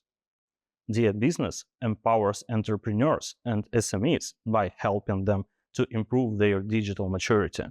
DIA City provides a spatial, legal, and tax framework to support the IT sector. DIA Engine, low-code open-source solution to create registers fast. When the full-scale Russian invasion began, DIA became a part of the digital frontline. Access to identity, payments, public services, and support programs continued without interruption. Our digital state became a global case study in resilience under wartime conditions. For Ukraine, cybersecurity is not an IT topic, it is national security. And 2025 has set a new stage. The National Cybersecurity Coordination Center reports more than 3,000 cyber incidents in just the first half of the year, a 17% increase compared to last year. Ukraine now ranks 5th globally and 3rd in Europe by number of cyber attacks. Most attacks are synchronized with missile and drone strikes. Cyberspace has become a core element of hybrid warfare. Over 1/3 of attacks targeted local authorities, followed by defense sector and national government institutions. Phishing remains the most common vector. In response, Ukraine has taken structural decisions. This year, we adopted a new cybersecurity law introducing a unified national response system, mandatory cybersecurity officers for critical infrastructure, and updated national standards under the supervision of the State Service for Spatial Communication. In July, Ukraine joined the EU Cybersecurity Reserve, ensuring rapid operational support from European partners during major incidents. We are also deploying sovereign AI-based cybersecurity system to reinforce detection and defense across state and critical infrastructure. AI today is used both by attackers to automate phishing and malware, and by us to defend and respond faster. In parallel, we are completing the National Cloud Strategy and implementing the Digital Agenda 2030. Moving critical data to the cloud in 2022 allowed us to preserve national infrastructure even after missile destroyed the physical data center. Last year, the government adopted the Win-Win Innovation Strategy with cybersecurity named as a core national priority. We are also building cyber awareness and digital skills among public servants and citizens. Ukraine today is the center of the world's first full-scale technological war. But instead of only defending, we are helping shape new standards. A powerful example of international solidarity is the Tallinn Mechanism, an initiative uniting 12 countries to coordinate systematic international assistance to strengthen the cyber resilience of Ukraine's civil and critical infrastructure. We are ready to share what we have learned. Our partnership is Estonia, EU cyber structures, and allied states prove that digital resilience is a collective capacity, not an individual advantage. Through strong public-private partnership, we are building bridges of technology, trust, and opportunity between our nations. Together, we are redefining what it means to be a secure digital state in the 21st century. I'm deeply grateful for the invitation. Wishing you a productive and exciting Cyber Week. Thank you. Thank you very much, Mr. Balashov. Thank you very much. Good morning to all of you. I must apologize, my voice is a bit different. Still nursing a very bad cold. Nonetheless, thank you very much for having all of us this morning. I think this is a very important topic about the balance between big tech and, of course, state power. Big companies are not unique in terms of the era. It has always been present across human history. But today, the kinds of companies that we are seeing are occupying a space which makes it increasingly difficult for government to manage, let alone to regulate. So I'm indeed very honored to moderate this panel, and I use most of the time to get our panelists to speak on this very, very important issue. So we have Dr. Hamri from Brunei. Let me get your names correct. Mr. Vincent Strudel from France, Ms. Claudia Plattner from Germany, and Mr. Roy Hansen, Beef Venturing from Google. Let me begin with Dato, in terms of the fact that you are the only minister on this panel. How do you think states, such as small states like Brunei, sort of can put in place some mechanism to be able to manage this relationship between big tech? We know we need them because they provide very important services. They are part of the overall infrastructure. But yet we all know that we want to be able to work with them to arrive at something that is useful first for your country and, of course, globally. Dato, please. Thank you, Professor. First of all, let me at the onset please extend my thanks to Minister Josephine Teo for inviting me here, as well as David Koh from CSA for the successful organization of this event. And indeed, congratulations on celebrating your 10th anniversary of this event as well. So in terms of the question, Prof, in terms of we do place a lot of reliance and to a certain extent on tech companies for their services, expertise, and resources. And this has been, because they do have the advantages in terms of their dominance in the digital space with regards to providing critical digital infrastructure, as well as providing data centers, solutions, and their algorithms. This, to a certain extent, if we reminisce in terms of the presence of multinational companies in the past, so they have already been in existence, right? So the difference in terms of the big techs is that in terms of their reach, and to a certain extent, people can be very intrusive into your homes, into your daily lives. So that's where the difference is there. The shift we see in terms of where the role of big techs versus state is that when they exert or extend the reach beyond the digital sphere into economics, politics, and national security. So I think that's where we see in terms of the shift. And we've also heard from Minister Shanmugam in terms of where their platforms are being used for exerting influence. And this is where the power dynamics shift. There's a saying that freedom and ability to choose is the fundamental form of power. So we are seeing this, where our choices are limited when we are dealing with big techs. So this is what we experience in that sense. It's not an issue if the big techs are, helping us to address issues of economic inadequacy, environmental challenges, as well as human conflicts. I think in the past, I mentioned about dealing with multinational companies in the past, we're mainly dealing with shareholders, where people is a voice of many. But we do see now a lot of big techs are individually owned. Yeah? So how we then, in a sense, going forward, and some of the discussions mentioned earlier in terms of how we keep in check is through government regulation, fair competition, and also taking user-level actions. So I think this is where we see going forward But I think we are in the space where we must coexist together. Exactly. Yeah. Thank you. Thank you, Dato, for those opening remarks. Maybe I should then direct the question to our gentleman from Google. I guess I'm the only one to answer. Okay. So perhaps from your perspective, sir, how do you see this emerging partnership between big tech companies and state? Yeah. How should we move forward in terms of our relationship to really benefit not just our citizens, but globally in terms of the common good? That's a great question. Thank you for having us here in Singapore. It's exciting to be back, and my team has promised me chili crab tonight, so I feel it's going to be worth it one way or the other here. I spent 20 years first in financial services doing cybersecurity before I joined Google.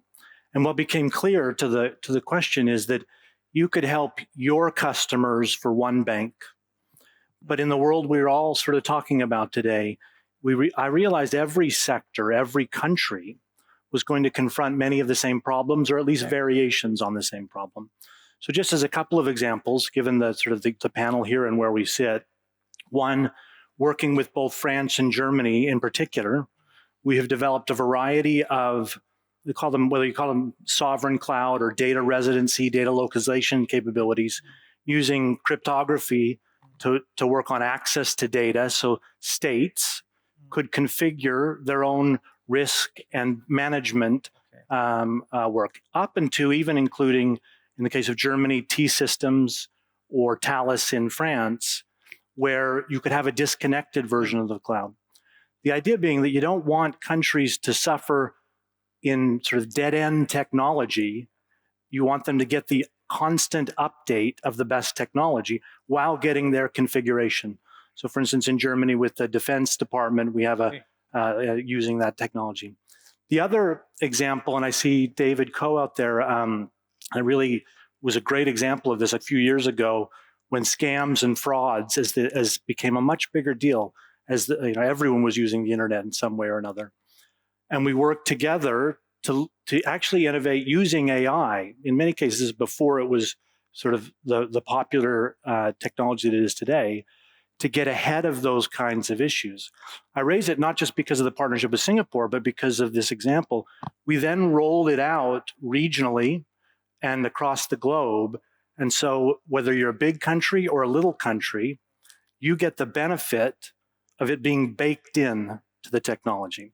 So if done right, I think there are local optimizations combined with global trends that can be addressed in the platform themselves. Well, yeah, it's a good point, as you say, if you've done it right, and if you'll be able to work with the countries in a meaningful partnership, you can actually generate value and benefit for your citizens. Let me now turn to Ms. Claudia Plattner from Germany. You've been working with Google and perhaps with other platforms.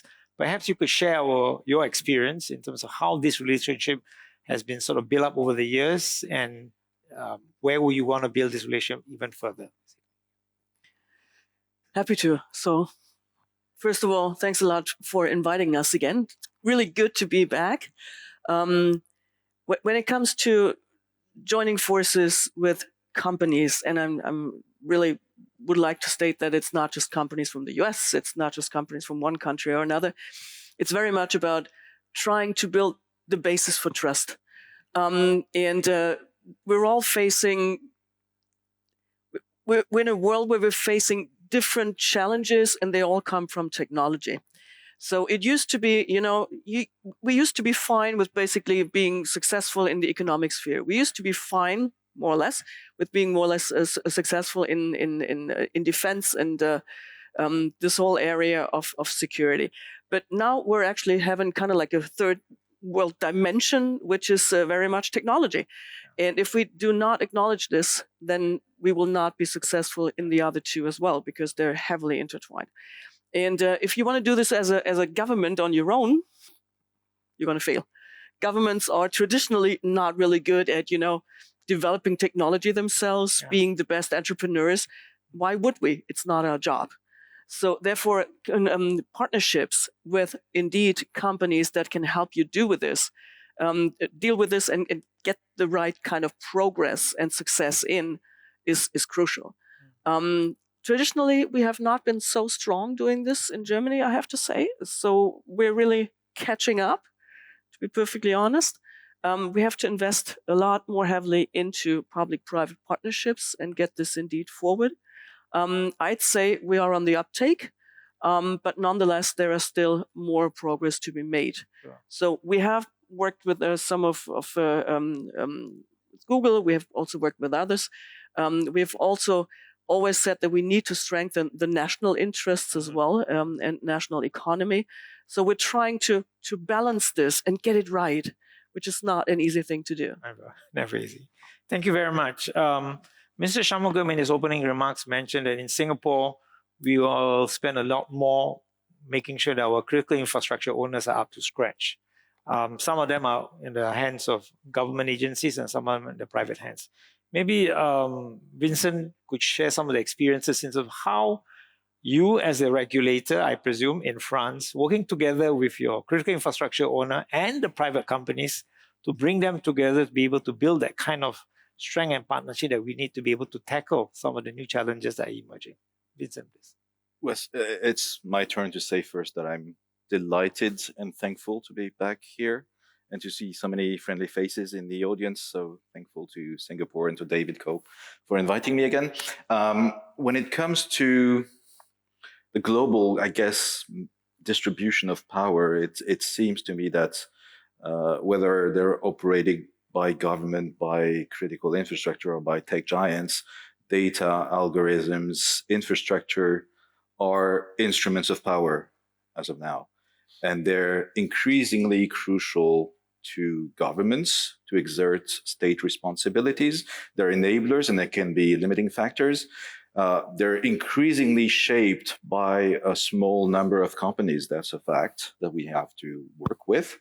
And on the other hand, when I look at the cyber threat landscape, when I look at the geopolitical context, when I look at the experience of our Ukrainian friends, I cannot avoid the feeling that, in a way, winter is coming and we need to close ranks and to work towards preparing for the worst, hoping for the best and preparing for the worst. And in that situation, we need to work with the private sector. We need to develop more cooperation with the private sector. I believe public-private partnership is in the DNA of cybersecurity. We've been doing it ever from the very start of our activity in cybersecurity, but we've been working and improving it.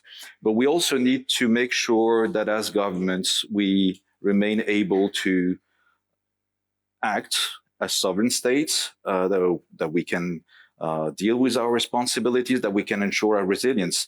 So for that, we need many things. We need to look at our dependencies to establish a better understanding of our dependencies, whether it's critical infrastructure, which we have done, or critical dependency, technological dependencies, which are critical to infrastructure, government, and so on.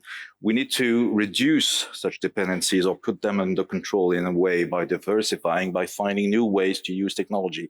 Like you mentioned, it's not necessarily a choice of a different technology, it's a way of using the same technology in a different way. We also need to establish rules. We're great believers at the European level in establishing rules, sometimes too much, but we need them to sort of establish the responsibility. There cannot be trust without responsibilities and the limits of responsibilities. And I also believe we need to invest in talent. We can't accept a monopoly from the private sector on understanding technology. We need to understand technologies within governments. It's not as easy as in the private sector, but it's needed because technology is too crucial to be shaped entirely by market forces. We need to have our say in that.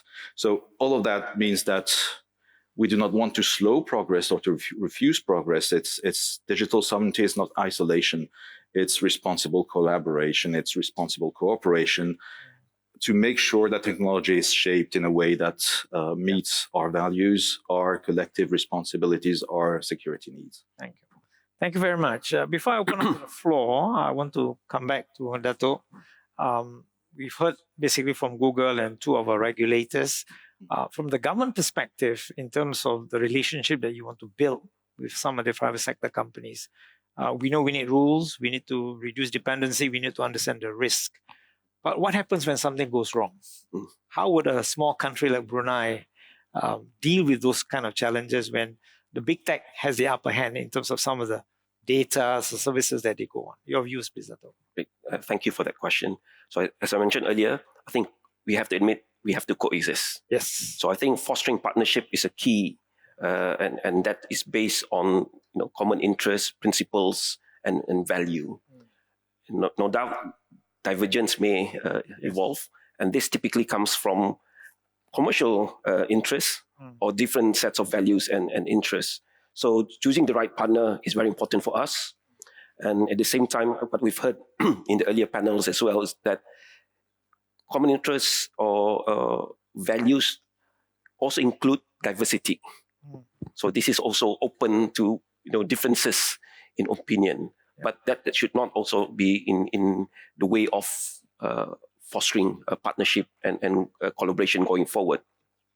So what we've done in terms of Brunei when we do this is that we foster structured and value-based partnerships that we align ourselves with the national development goals. And going forward, examples of, so one angle is also to develop a platform of governance and so forth. But I think importantly it's the collaboration where we form partnership and leverage, for example, being a small state, we may not have the reach over the big techs, and having the small population. So some of these platforms or applications don't have bases in Brunei, so we don't also have the legal jurisdiction overseas. So this is where we also leverage in terms of our ASEAN partners, in terms of getting the economics of scale, if you can say, in terms of influence over these big techs. So, and obviously striking the balance between innovation, free speech, and public interest will be the defining challenges of digital governance going forward. So again, as I mentioned, we try to approach it in a collaborative and win-win situation for all. Thank you. I'm looking at the questions in Slido. Not many are coming in, so I'm going to use the moderator prerogative to go back to the panel again and to ask, perhaps from a Google perspective, nobody has mentioned regulations. Nobody has talked about how states should be imposing on some of the big tech in terms of how they should behave, basically. And in Singapore, for example, we have passed a few set of laws to make sure that the platform owners are responsible when they are egregious and harmful content. Your views from a perspective of a big tech company. And we sort of alluded to it a little bit there, but in the one thing I'm struck as you were all talking is on behalf of citizens, right? We're doing this not for sort of big sort of as a chess game. This is on behalf of our national interests or citizens. And there's so many amazing things that are starting to happen. Like I think chatbots in a way are a distraction from where we're headed in science, in medicine, in energy. And to me, that's what's important and we engage across countries in smart regulation, right? I don't pretend that anyone has the corner on the right way to do this, as we all learn. And so we work with each country. But to me, I think what's important is to realize it's easy to get caught up in the kind of the information side of this in the moment. But really, when you watch what's happening in cancer research, or when you watch what's happening in energy and fusion research, that's where the sort of unlock on behalf of citizens. And so I try and remind myself that our team is not doing it just for sort of military or cybersecurity reasons. We're doing this to create a foundation on which researchers, national labs, others across the globe can innovate and solve problems that citizens have, sort of real kinetic problems. And so I think that we're all learning, right? We're all learning how this is going to be used in different sectors. We need to collaborate. And it's not just broadly cybersecurity regulation. It's going to be medical regulations. It's going to be transportation regulation, energy regulation. It's not going to be a difference between the technology and the sector. So across different verticals. There's a question here which I thought is very useful about how we can address concentration risk that was mentioned by Vincent. But perhaps I could invite Germany to have a say on this thing about how nations can diversify. Because obviously when you have a concentration risk, you have a single point of failure. When you diversify, you spread the risk, but it's a bit more complex to manage it. Your views on how states should be able to balance that. Those are interesting questions, and not just questions in terms of cybersecurity. It's actually more about, indeed, digital policy. How do we make sure that we have proper markets? And I think that's part of the answer. We need to have functioning markets. And markets which only have 2 or 3 actors are not functioning. They are indeed just serving the interests of very few. And we have to recognize that the interests of companies do not always align with the interests of states, which makes sense. I mean, that's within the nature of things, right? So let's take the simple example of social media, for example. I mean, those companies make money with as many people on their channels as anyhow possible. And how do you get them?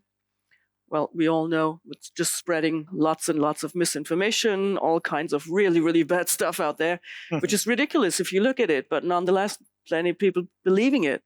So they're making money with this. Can this be in the best interest of a state, where you have, as a state, a responsibility for your people, also for making sure that they have access to proper and true information? With just this being one example, I think there's plenty others. So for us, we need to make sure that we have proper functioning markets. And coming back to the keyword, the operative word of regulation, regulation is always the last resort. At least as far as I'm concerned, it's always the last resort. I think some may be easier to jump to regulation than I am, but nonetheless, I consider it the last resort. But it is always used, or should always be used, when markets fail to deliver and fail to function. So it is a last resort, and the current regulations that we have in Europe right now are indeed a sign of the urgency and the necessity to actually do something about non-functioning markets. And of course, we also have our own homework to do, and I 100% acknowledge that. And there's plenty of things we need to make sure that we get into order and we get our stuff together, and we become successful also in the digital realm of things. But nonetheless, we have to make sure that we have a level playing field and there is a functioning market for digital products, at least in Europe, and if I get a wish, in the world. Okay, thank you. Vincent, any thoughts on the same point? I just want to get... I could probably repeat most of what Claudia said, and it's... which is unusual. Which is unusual, but it is a fact, and it's a great success of European construction that I probably talk to Claudia more than to some of my team. So we tend to agree on many things. Just coming back to the topic of regulation, I guess, first of all, coming to your point about a non-functioning market, I guess I should address the elephant in the room and say that we've had a great example of the past 2 days by a company I will not name, everyone knows them, that there's consequences to putting too many eggs in the same basket, no matter how good the basket is. So we try to move away from that and to diversify. Regulation is necessary. It's not the only driver in terms of our cooperation with the private sector. And I find that most of the cooperation we have on a daily basis with the private sector is based on a shared perception of the threat and mutual interest. It's based on sharing useful information that governments have on the one side, that private sector have on the other side, and that we can pull together to work better together. But in the end, you need regulation. And it feels that digital is, in a way, sort of an exception in terms of regulation. And it's been able to avoid most regulation for a long time. But if we compare it to other sectors, I guess many of us took a plane to fly to Singapore. I wonder how many of us would have boarded that plane if its entire safety was based on voluntary commitment not to try to kill us by the manufacturers, by the airlines. So we need regulation. It works in other places. It's not. It does not prevent innovation, and that's what we've been trying to do at the European level with various acts, Cyber Resilience Act, NIS2 Directive. It's also a way to make sure that cybersecurity. I'm going to echo what was said by David Coe, I believe, in an earlier speech. We need to make sure that cybersecurity moves from being a technical topic into the boardroom. And regulation is a great way to make sure it gets discussed in the boardroom because it comes with specific cost. And just one quick thing on resilience, because we sort of talked. I think one thing I learned sort of early on with the complexity of the environments we all operate in is options are more valuable than plans. And so, getting a number of options, because we really don't understand, no one person, country, company can imagine all the scenarios. That's right. So having a number of options to confront the variety of incidents that may occur is critical. So having choices is very important. I'll turn to the slide. There's one question I thought is interesting.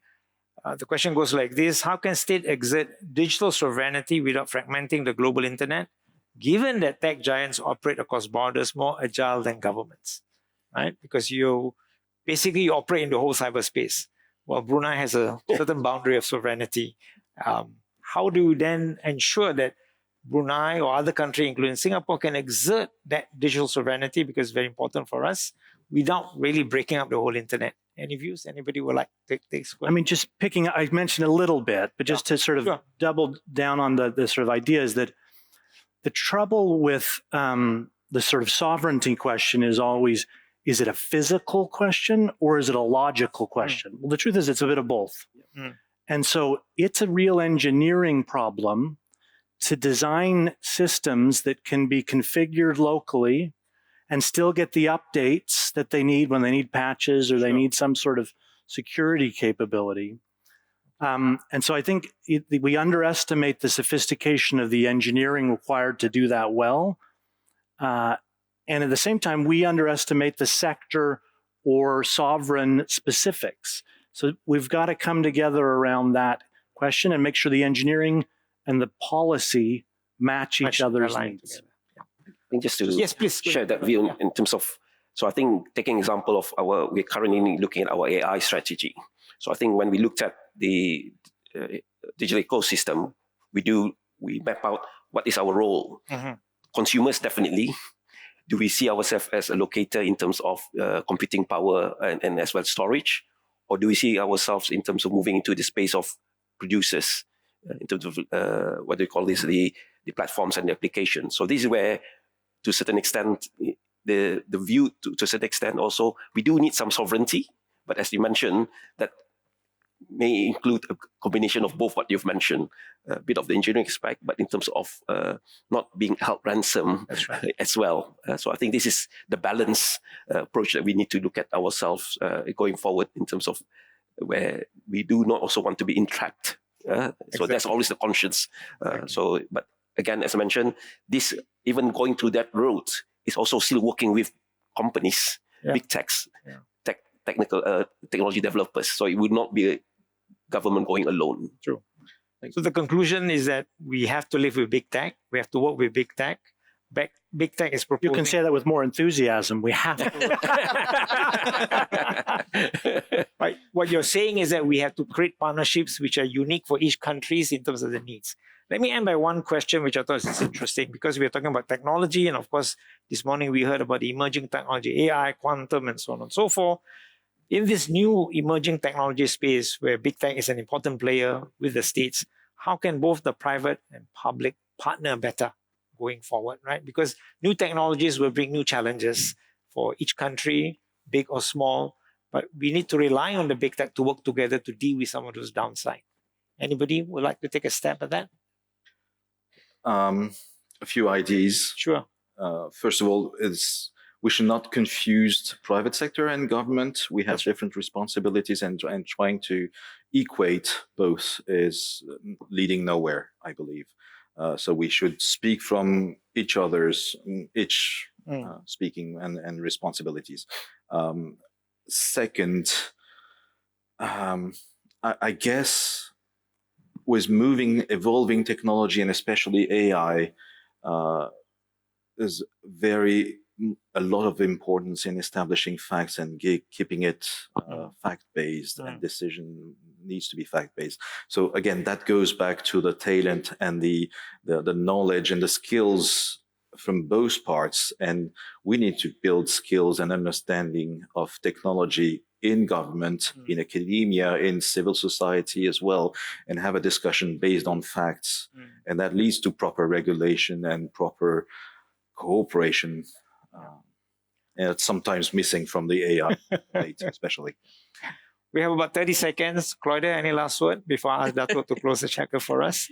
I think when it comes to getting those partnerships to be successful in the best interest of the people that we work for, in companies as well as governments, I think the most important part is that we manage to understand each other. So we've kind of like developed separate languages so that when we're in the same room, one person from a company says A, someone from the government says B, C is right, and D gets written down. So this is what we have to change. We have to learn to exchange what indeed is it we want to achieve. Companies need to make money. Totally get it. Good point. Get it. But you still used to have a motto that said, do no evil. Whatever happened to that anyhow? Anyway, but this is indeed something that is totally understood. We have governments, we have to govern. At the end of the day, we want to use new technology to mutual benefits for the benefit of the people. You've mentioned quite a few of those things. We want to make this happen. And that means we need to talk. We need to understand each other. And that also means we need to sometimes confront each other with our respective goals. Yes. Making money, making sure we get the best interest for the people. Every now and then, this also means we have to fight about what's really right. But that needs cooperation and that needs communication. Otherwise, it's not going to happen. So as far as I'm concerned, it's learning to speak the same language, which is crucial. Right. That's all. Last word. No, I think coming from the natural sciences, we always hope in the ideal world, everything will self-calibrate and self-align. But however, we do need some intervention. And as I mentioned, the balance between innovation, free speech, and public interest will be the defining challenges for us going forward.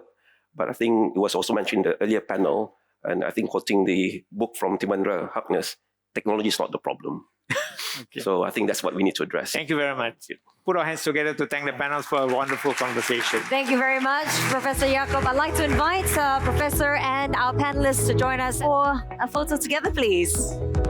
Beautiful. Please join me with a warm round of applause as we welcome Dr. Richard Horn, Chief Executive Officer, National Cybersecurity Centre, United Kingdom, to give his speech. Dr. Horn, please. Good morning. It's a privilege to be back here in Singapore. We've seen high-profile cyber attacks dominate headlines this last year, reminding us all that when cyber attacks are successful, the impact is getting greater, and the consequences ripple across societies through customers, employees, and suppliers. In today's interconnected world, the fact is that cybersecurity is a societal risk, but most of the levers are in private hands. We've all been impacted by successful cyber attacks on others. No one stands alone in the face of an attack. And so we need every part of society to take their responsibility for cybersecurity, for the sake of themselves and for the sake of the rest of their society. I'm going to address three types of organizations that have particular responsibility: users of technology, providers of technology, and governments. So first, in essence, every organization is a technology organization. We all rely on technology to function, service customers, pay staff, raise invoices. Collectively, we need leaders of all organizations across all sectors to understand that cybersecurity is a leadership imperative. We live in a complicated and unpredictable world, and it's outside our power to always stop the unwanted things from happening. Destructive attacks like ransomware or hacktivist actions have taught us that cyber resilience is about much more than just defenses.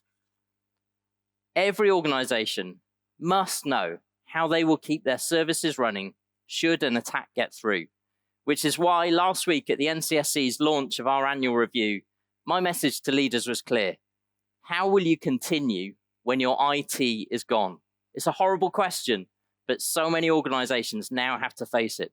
What is your plan? Because that plan must be written by you. It's your responsibility. And it's only by asking that question that you'll truly grasp the urgency of investing in cyber defenses. And whilst users of technology have a responsibility, so do the providers of technology, be it products or services. All too often, the technology that organizations rely on to build their businesses and deliver their services is not secure enough. Vulnerabilities, many of which should not be there, persist and increasingly are being exploited as 0 days. We need to change the equation of cybersecurity. Technology providers must take responsibility for the security of the systems they create, with cybersecurity being the foundation upon which everything else is built, right from the very start. Then the other unique responsibility is for governments. We have a position in society to be able to disrupt and degrade the threats that require our intervention. The global takedown of the largest ransomware group, Lockbit, last year was a great public example of that. And we must also empower organizations to secure themselves. In the UK, we're promoting the adoption of Cyber Essentials, a scheme to help organizations get basic foundational defenses right. And for small businesses who opt in, that comes with free cyber insurance. And then at times, governments must step up and regulate to protect what matters most, as we are doing in the UK with the upcoming Cybersecurity Resilience Bill, which will raise defences across our most critical sectors. Now, almost all organisations, from independent coffee shops to multinationals that keep our lights on, have supply chains that span the globe. They rely on services from other firms who in turn have global supply chains. That is why in cyberspace, none of us is an island. The threats our nations face are not confined to borders, and so we have a responsibility to each other. Our response to the cyber threats we face has to be global. We need global dialogue on cybersecurity, and Singapore International Cyber Week plays such an important role in that, with 10 years of open and honest conversations. So everyone in this room today shares the hope of a digital world that is both robust and resilient. Together, we will make that vision a reality if we all take our responsibility. Thank you. Thank you so much. Well, it's been a fascinating morning. We've covered quite a bit of the conversation already, but excited to get started with this particular conversation, which has a lot of personal relevance to me. SICW is all about partnership between countries, between the government and the private sector. And just as a quick introduction, so my name is Gaurav. I had the distinct pleasure/displeasure of straddling all three. I started off in the military doing network defense and cybersecurity there, went on to the government, so I was in cybersecurity agency for many years, and now I'm in the private sector. So I've seen military, public, and private partnership. One difference between all three, so the military has all the resources at its disposal, the government has some of its resources at its disposal, and the private sector has whatever resources it can muster up at its disposal. There are differences, but there's also one thing that they all share in common: the threats. And we're seeing that, APTs, very sophisticated attackers, no longer distinguish between national and private targets. As Mr. Horn said, it no longer distinguishes between coffee shops and enterprises. Using a traditional military lens, governments have these national defense obligations to protect their countries, which they fulfill using the national defense budget. But most critical infrastructure, as we've pointed out, is privately owned, and they're privately defended as well. Let's start with the first short but possibly complicated question. Who's actually on the front line? When a cyber incident happens on a privately owned system, but it affects the public, whether it's beer or cars, who should lead the defense? And who should be responsible for it? I'm going to give Mr. Horn a quick break. So, Richard, you're on the break for a bit, but let's start with Peter. Great. Thanks for having us.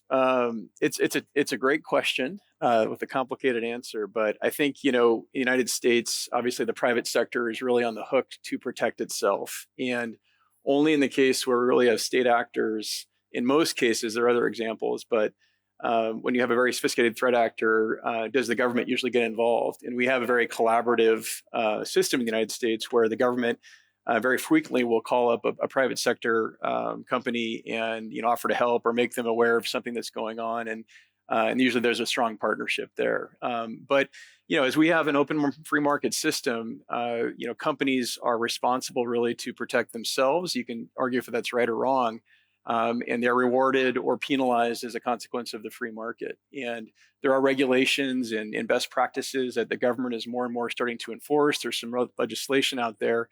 And I think what you'll see emerge is more carrots and sticks on the private sector, and that's probably a good thing. Excellent. Mr. Yukio, any thoughts on that question? Okay, thank you. But before that, let me introduce myself. I'm Yukio Saita, and I'm global strategy lead of the NCO. And the NCO is a quite new organization, actually only 3 months old. Our birthday is July the 1st. And so we are still a baby organization. So today I'm quite happy and excited about being here to listen to the discussions and insights, opinions. Yes, and on the responsibility of defending the private companies' critical infrastructure. Yes, the basic is that private company should bear the responsibility. And in the past, it was quite simple. It is up to the private sector to do whatever needed to protect their own missions.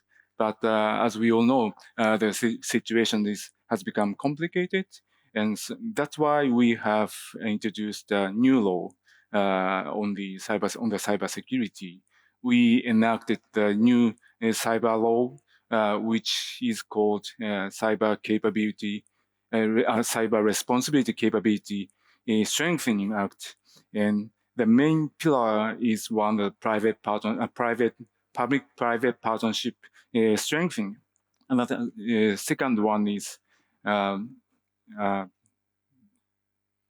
measures to take against C2 servers in and outside of Japan and some others. And so the basic principle is lies with the private sector, but we do recognize the need for the government to do more. And now with that new legislation, and the Japanese government has a legal foundation to do so. And so, as I said, we are still a baby organization, and it takes some time to implement all the elements in the new legislation. But in due course, we'll have enough proper capabilities to act for the defense of Japanese society. Excellent. So we've covered different approaches. So in your speech, you spoke about how UK is introducing a new law, Japan's introducing a law, Singapore has a Cybersecurity Act. So there is a role for the government to play in that kind of carrot and stick conversation. But the free market and the industry has a different incentive structure. And you've straddled both the law enforcement side and now in the private sector. What are your thoughts on how, when an incident happens, who should lead that? Who's responsible for it? Yeah, whose responsible is it, right? I mean, is it mine? Is it yours? I think it's everyone likes to pass the buck at that particular moment in time, especially when it's Friday at 5 p.m. Everyone's which is when all the attacks happen. Exactly, right? So, so to your point, right? I used to work for the United States government, and so I think if you look back and kind of see some of the events that happened, Director Wray of the FBI briefed Congress, and one of his main points, and I won't summarize the entire thing, but the main point is that there is an issue within the United States of critical infrastructure being highly infiltrated by APTs. As a result, this was a national emergency. And so Department of Homeland Security, where I worked, we started to partner with our critical infrastructure, let's say, entities that were out there to identify gaps and make recommendations to be able to bolster or create resiliency. But ultimately, when it comes down to the whose responsibility is it, I think if you look at SolarWinds as a perfect example of a hurricane coming together and causing widespread disruption throughout multiple organizations with the ultimate goal of being able to obtain intelligence or intellectual property from corporations, you had those from Cybercom or even other high-level government officials coming forward and saying that private companies cannot be expected to handle it on their own.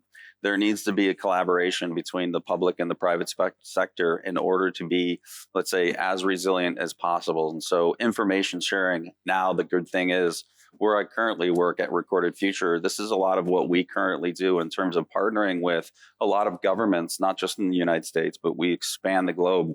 We're very present in Ukraine with the conflict that's going on there to identify the novel ways in which nation states deploy malware against critical infrastructure. And being able to be in this partnership is unique because we're opportunistic and being able to share that information, the intelligence that's gathered from it. Now, we can't share everything, right? That's up to the government to continue that partnership and to continue to share it accordingly based on the threat or the criticality of that. And so I would say it's a shared responsibility, much like all programs tend to be these days, is shared amongst each other. And unfortunately, that looks like it has to be the correct answer. Ideally, you'd like a very clear point of accountability. It's yours or it's mine.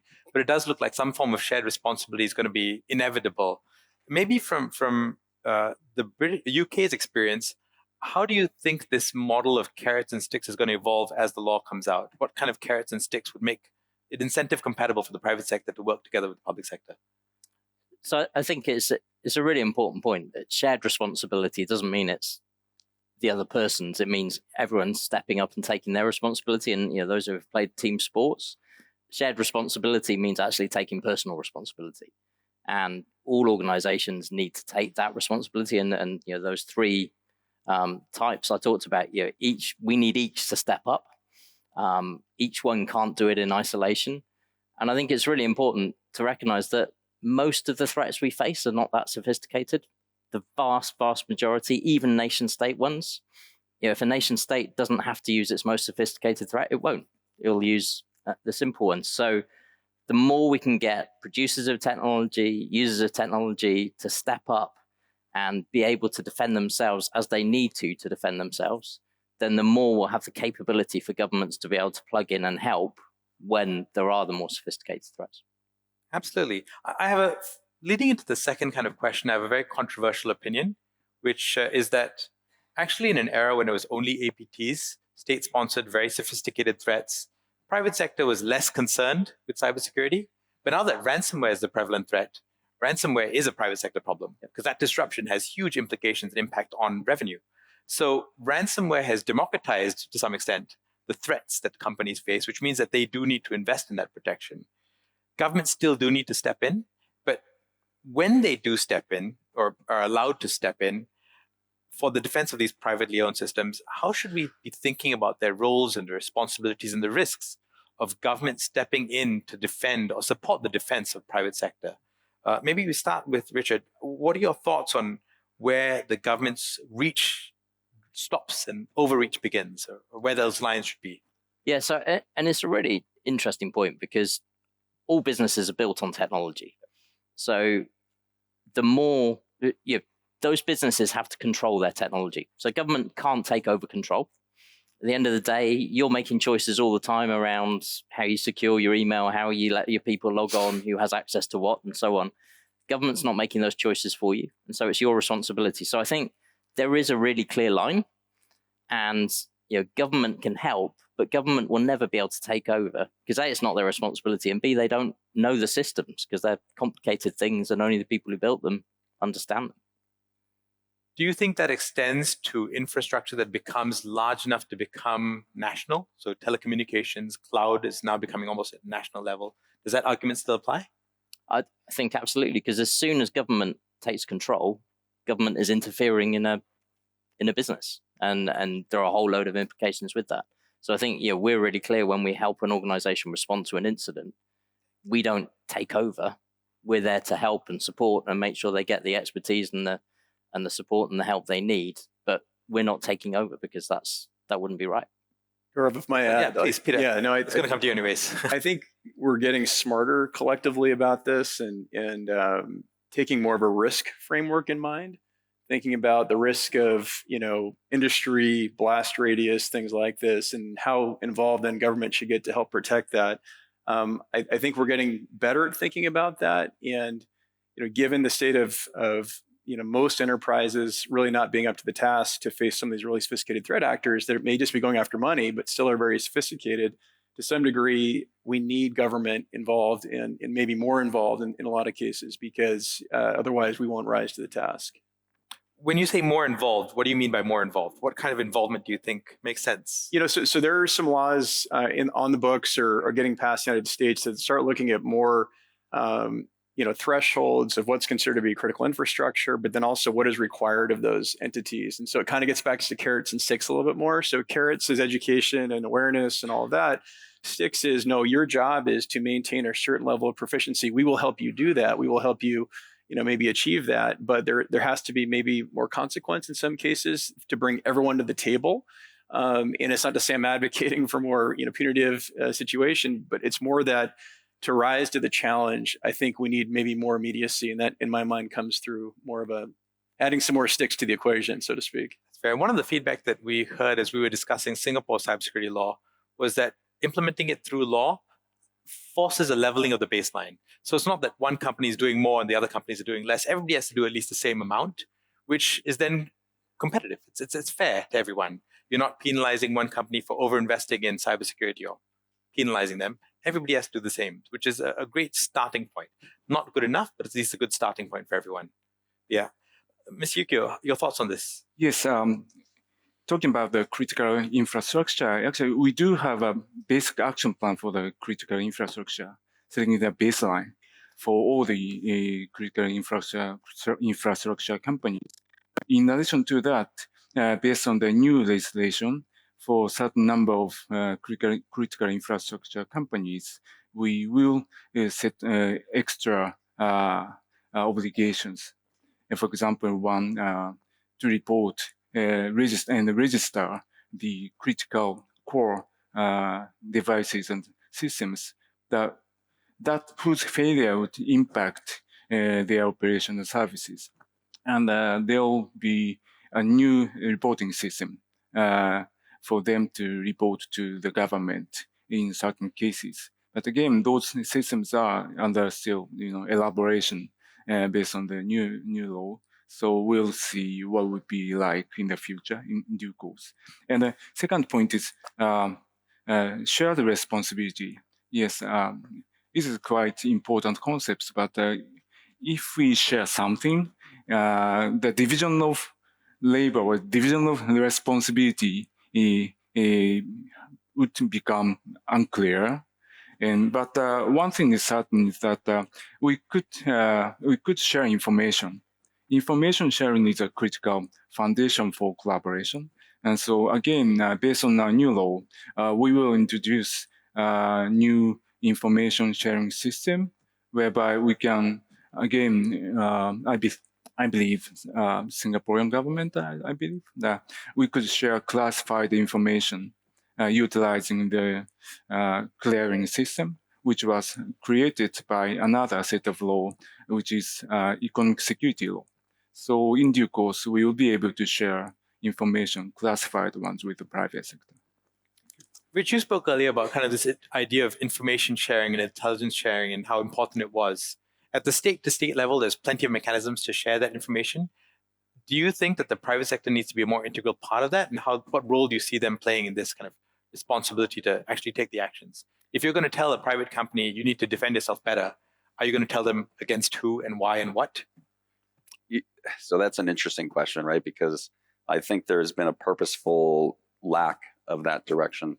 I think you can look at the SEC and you start talking about the reportable, like when you file an 8K, what is it that you need to put, right? What is it that's reportable versus what is not reportable? If you look at the letter of the law, it's anything that an investor may use to make a decision to invest or not invest in your company. And so now a company can interpret that. And by the way, the lawyers that they hire help them to guide the way.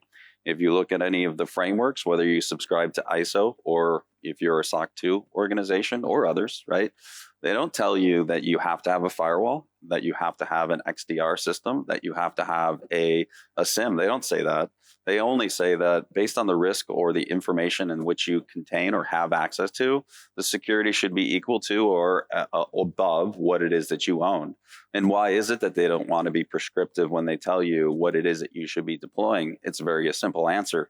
Because most corporations will look at what you tell them they must have and do what you've told them. And so when there's a database breach, they'll refer back to what it is and say, you told me I just needed to have a firewall. If you remember 10, 15 years ago, your auditor came into your organization and said, do you have a firewall? You're secure. You're good to go, right? And now, but they look at it more. We need more technology. So I think that it really kind of is blurry when you get into that world.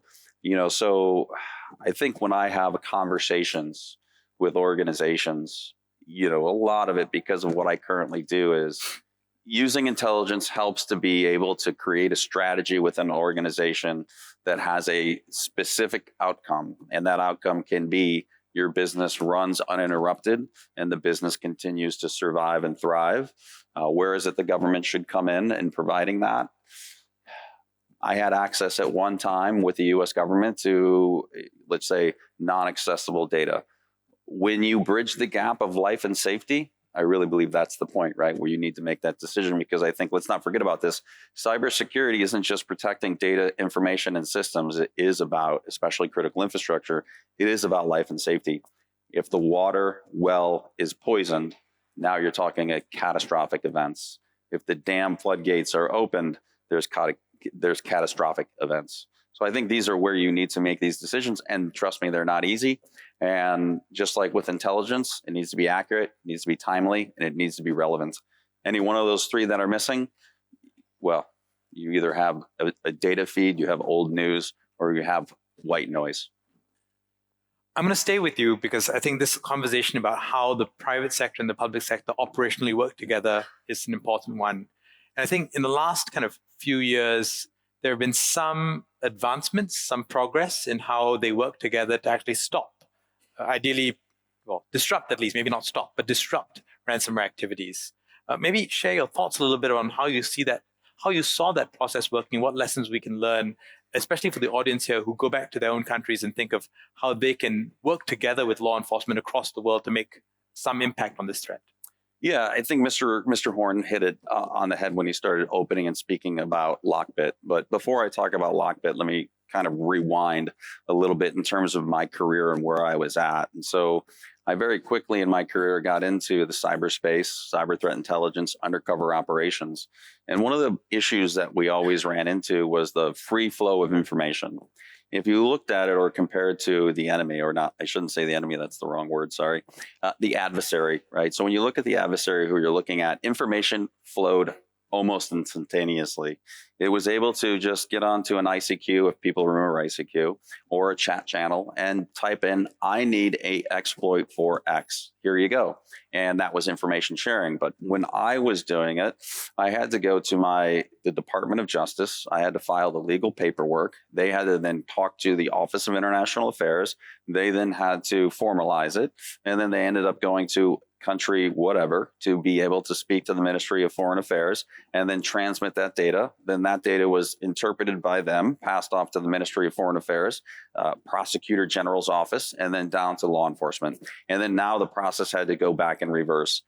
Data in today's environment, even then, it was volatile. If I didn't get data back within weeks, there were no leads to follow anymore. All the data became irrelevant. But in terms of Lockbit, why was this such a success? It was a success because the governments were able to collaborate in almost real time. And it was an international operation that ended up to be a huge success. These type of successes is what we need to be focused in on the future, is to be able to, as a lot of people have spoken about here, and you'll probably hear this theme throughout this conference, the partnerships that we have will be instrumental in order to be able to create the resiliency that we need to be successful, to share information in a more real-time environment. And that way companies are able to adjust their defenses accordingly to protect them from the adversary that's sometimes at their doorstep or just within the threshold of the door. And the challenge with that is that protecting yourself from an adversary sometimes comes with costs. And I'm going to move to Yukio after this, but this idea of costs is a very unusual one for cybersecurity. It's unusual because in traditional defense, again, if you think about air defense, I used to be an Air Force pilot, and you think about air defense, we don't require Cisco and Recorded Futures to install anti-aircraft guns on the rooftop of their buildings.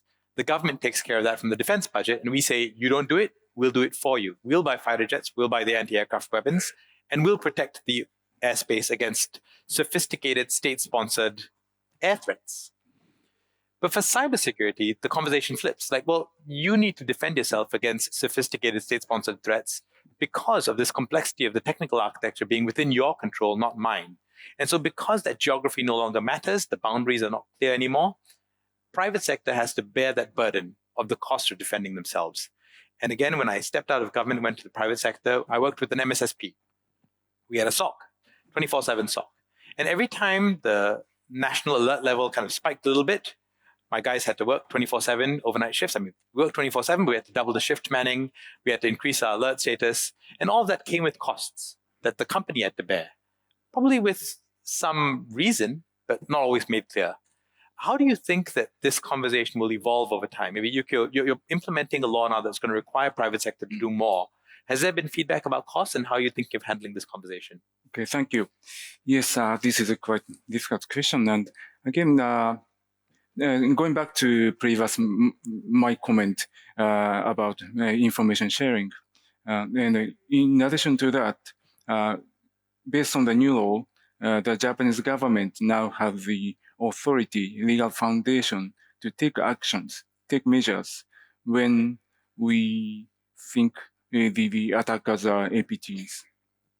So this is a kind of a burden sharing between the private sector and the public sector.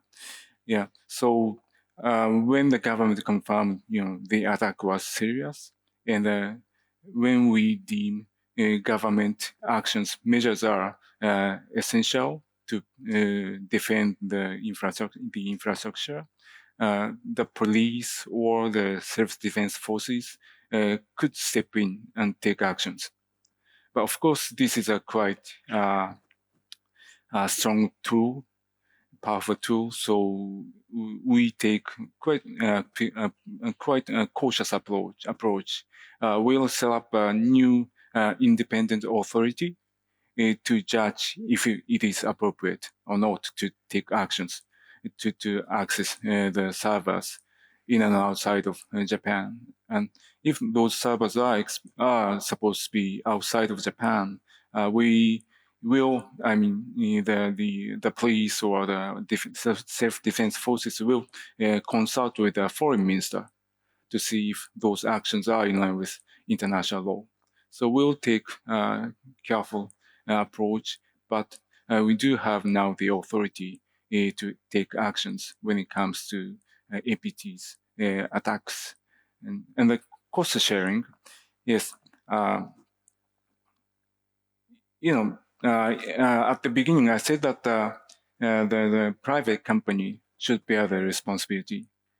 I think otherwise, can the government take all the responsibility of cybersecurity related measures? Of course, we couldn't. And so that's why after setting up the basic cybersecurity law more than 15 years ago, we felt the necessity to introduce a new law about the critical infrastructure and set new standards on the core infrastructure companies. And in Japan, we say, there are three types of help. One is self-help. Each one of the society, nation should take their own measures to defend themselves. That's the basic point. And the second is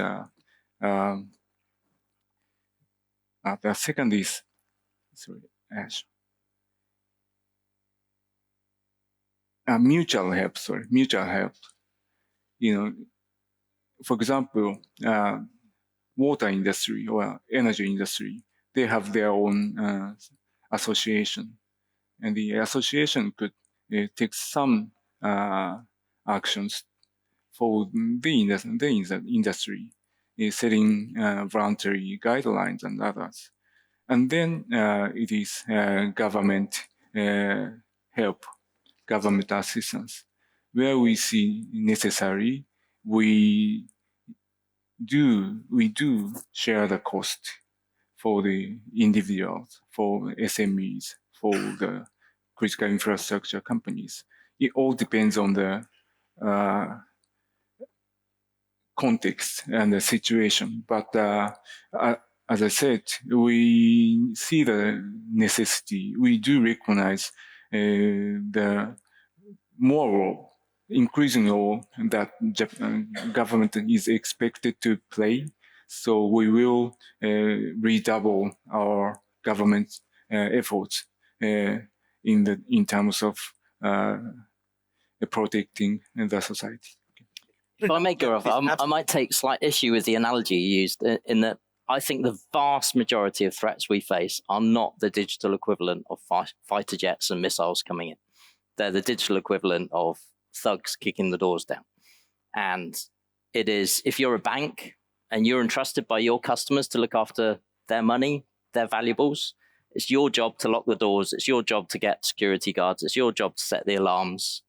Government doesn't do it for you. And I think an MSSP, it's a great example. It's the digital equivalent of a bank. People are entrusting that MSSP with their digital livelihoods, and that MSSP has a responsibility to look after them.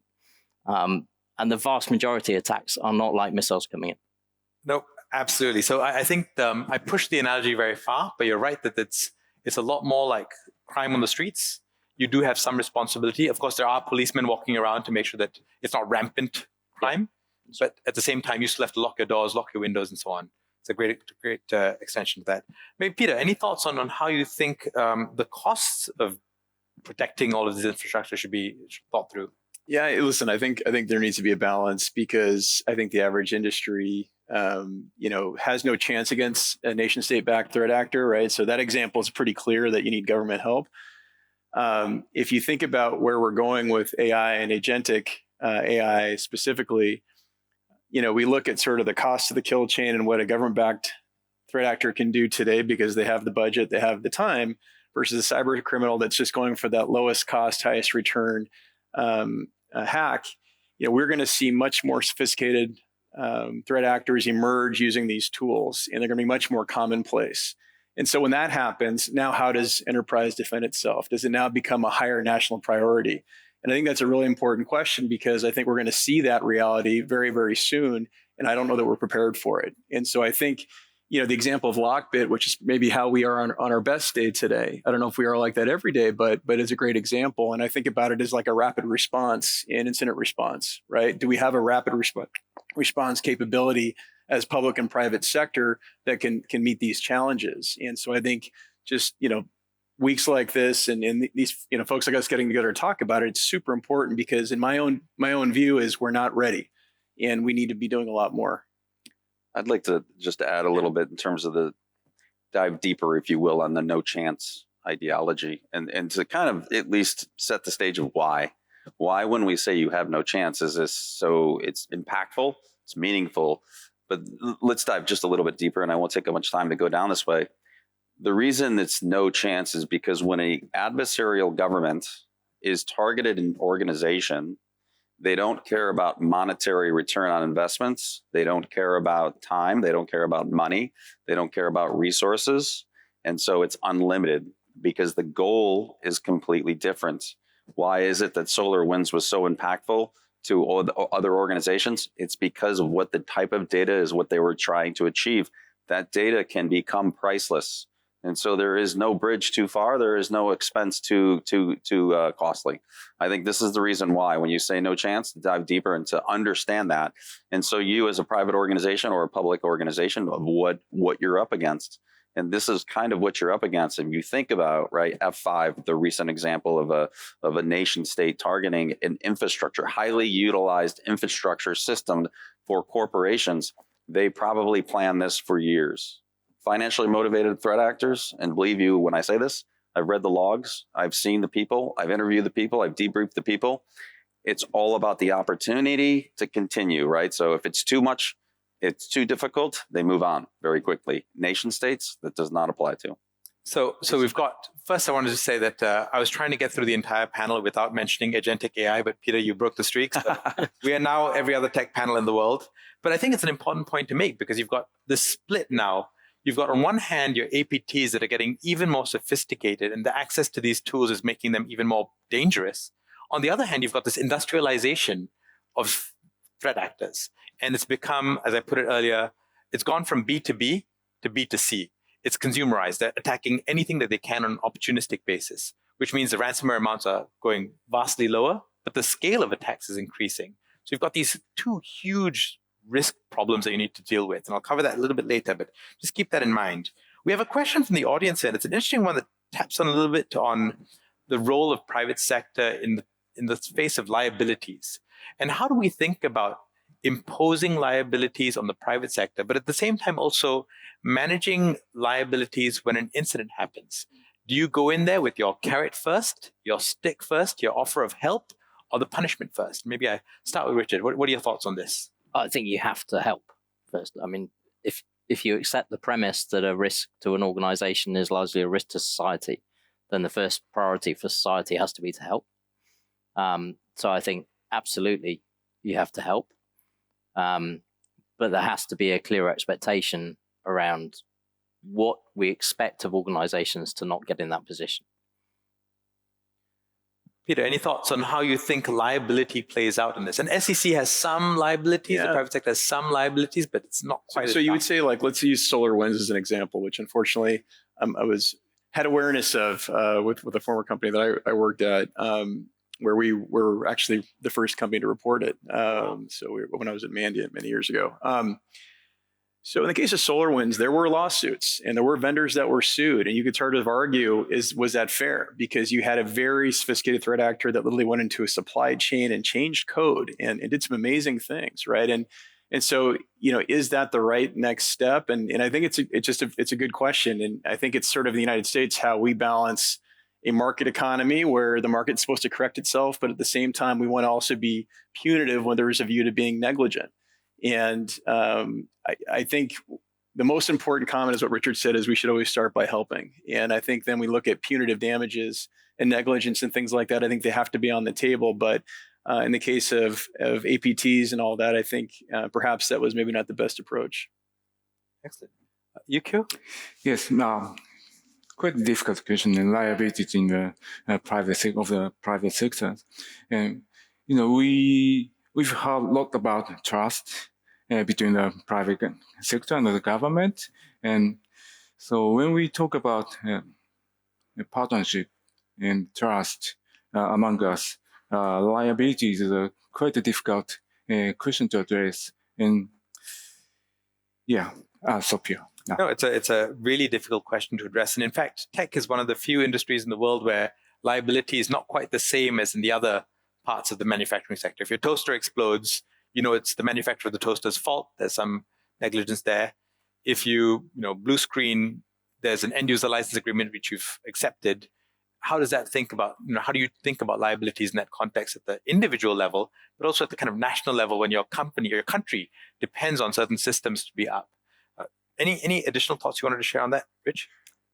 Yeah, I think it depends on who you ask, right? I think if you're a victim of the crime, you want to go in there with the stick and start knocking heads. If you're government or you're there to help, right? I mean, when I was with the United States government, the cliche line that we used is "I'm here to help," right? Because I'm with the government, and I think that needs to be the first approach, right? Stem whatever the issue is, let's fix it. Let's stem the loss of data. Let's try to recover systems that we can. Let's get things back online. I think you'll share that. The board will share that sentiment, right? The business needs to survive and we need to get there. But surely the regulatory space, when you get into that, I mentioned the SEC, I mentioned others, but if you look at GDPR and if we kind of just say on a basis premises, this is a gold standard that you'll see that's being applied by a lot of countries, especially that don't have data privacy laws. They're using this as at least the go-by to start creating those laws. And there are consequences for the loss of data. I know me from the United States, right? I have probably more credit monitoring services than I know what to do with, but this is one of those. And I think the fundamental question then comes to this, right? Is it enough? Have companies been forced? Because they are entrusted to handle your data. And are we, say, I shouldn't use we because I'm not part of the government anymore, but is the government mandating companies to do more to make sure that individuals are protected from the eventual, say, loss of privacy, loss of maybe in some escapes, right? Loss of financial resources that you have and the problems that go along with it to recover as an individual from, say, a data compromise that was sold on the dark web. Your data is now there on the dark web that you can buy and use to create credit, steal houses, the numerous scams that people are doing these days online.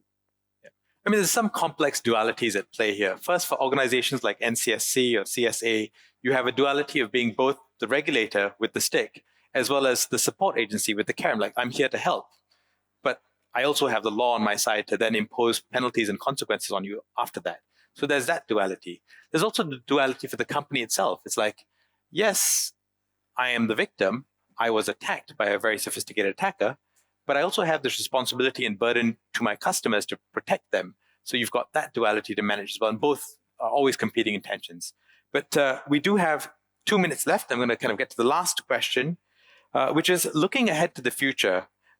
There are many, in cybersecurity, most people are pessimists, unfortunately, but there are many people who believe that the threats are going to get worse.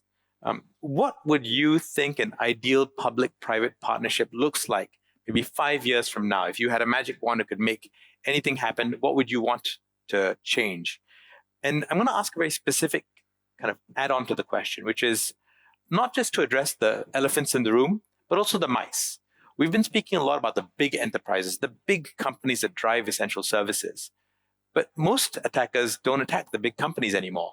They attack the tiny vendors that these big companies rely on. And the small enterprises are the ones that are struggling to, let alone hire a CISO, figure out what cybersecurity means to them.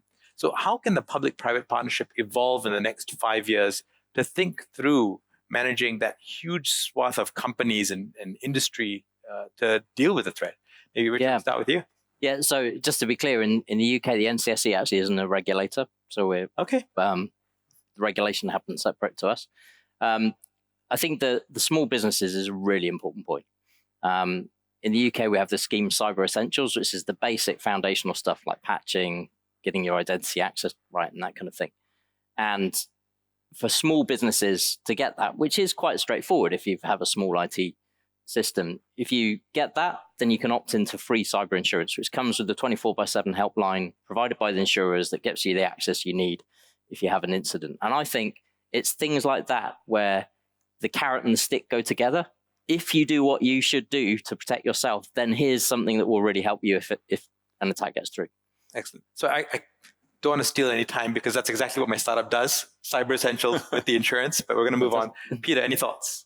Well, first of all, I didn't know that, and I think that's an amazing program. So I think that makes sense. I think, listen, in the United States, which is my only frame of reference, we have laws in the states, federal government, the SEC, and they're all different, right? And so I think we also need a common approach, and then having I think partnerships around, like we said, sticks or carrots and sticks that get small business and enterprise to quote unquote do the right things, but that we're making that easy, that we're making those resources available, I think is a wonderful starting point. And just getting agreement on a baseline would be tremendous progress. Excellent, thanks. Yukio? Okay, thank you. Yes, I like this word. Cybersecurity is a team sport. Yes, I think it's true. And so in team sports, we have to help the weakest. And so, we see the necessity to help the SMEs in the cybersecurity. So the government has been working on that and will double our efforts. Rich, the last word. Perfect. I get to finish up the session. That's awesome. So I won't keep you too long in terms of the statement, but I think education. We look at currently some of the advanced persistent threats and the tactics they use. It's advanced social engineering tactics. And I think the more we can educate, the more that we can share the information in an ideal world where we all know how it is that they're able to manipulate the human in order to get in. Because you think about this as the threat actor assisted by AI has the ability to scale and to be able to go places they may not have been able to go in the past. But if we are educated and we understand, I think that most people on here would understand this one. This phrase is, in the old days, phishing emails, I was able to say to look for misspelled word, bad sentences, and or punctuation or others. Now, if it's almost too perfect, I think you need to pick up the phone and start making phone calls, because odds are that might be a social engineering option or a tactic that's being used against you. So I go with the education. Excellent. Please join me in thanking the panel. We've covered so much today. I'm not going to try and summarize it, but please join me in thanking the panel for today. Thank you, Mr. Kirthi, and our panelists. I'd like to invite everybody to come together for a photograph, please. Thank you again for choosing to spend your morning here with us as we kick things off at Singapore International Cyber Week 2025. We wish you a fruitful and wonderful next couple of days ahead of us, and we'll see you soon. Take care.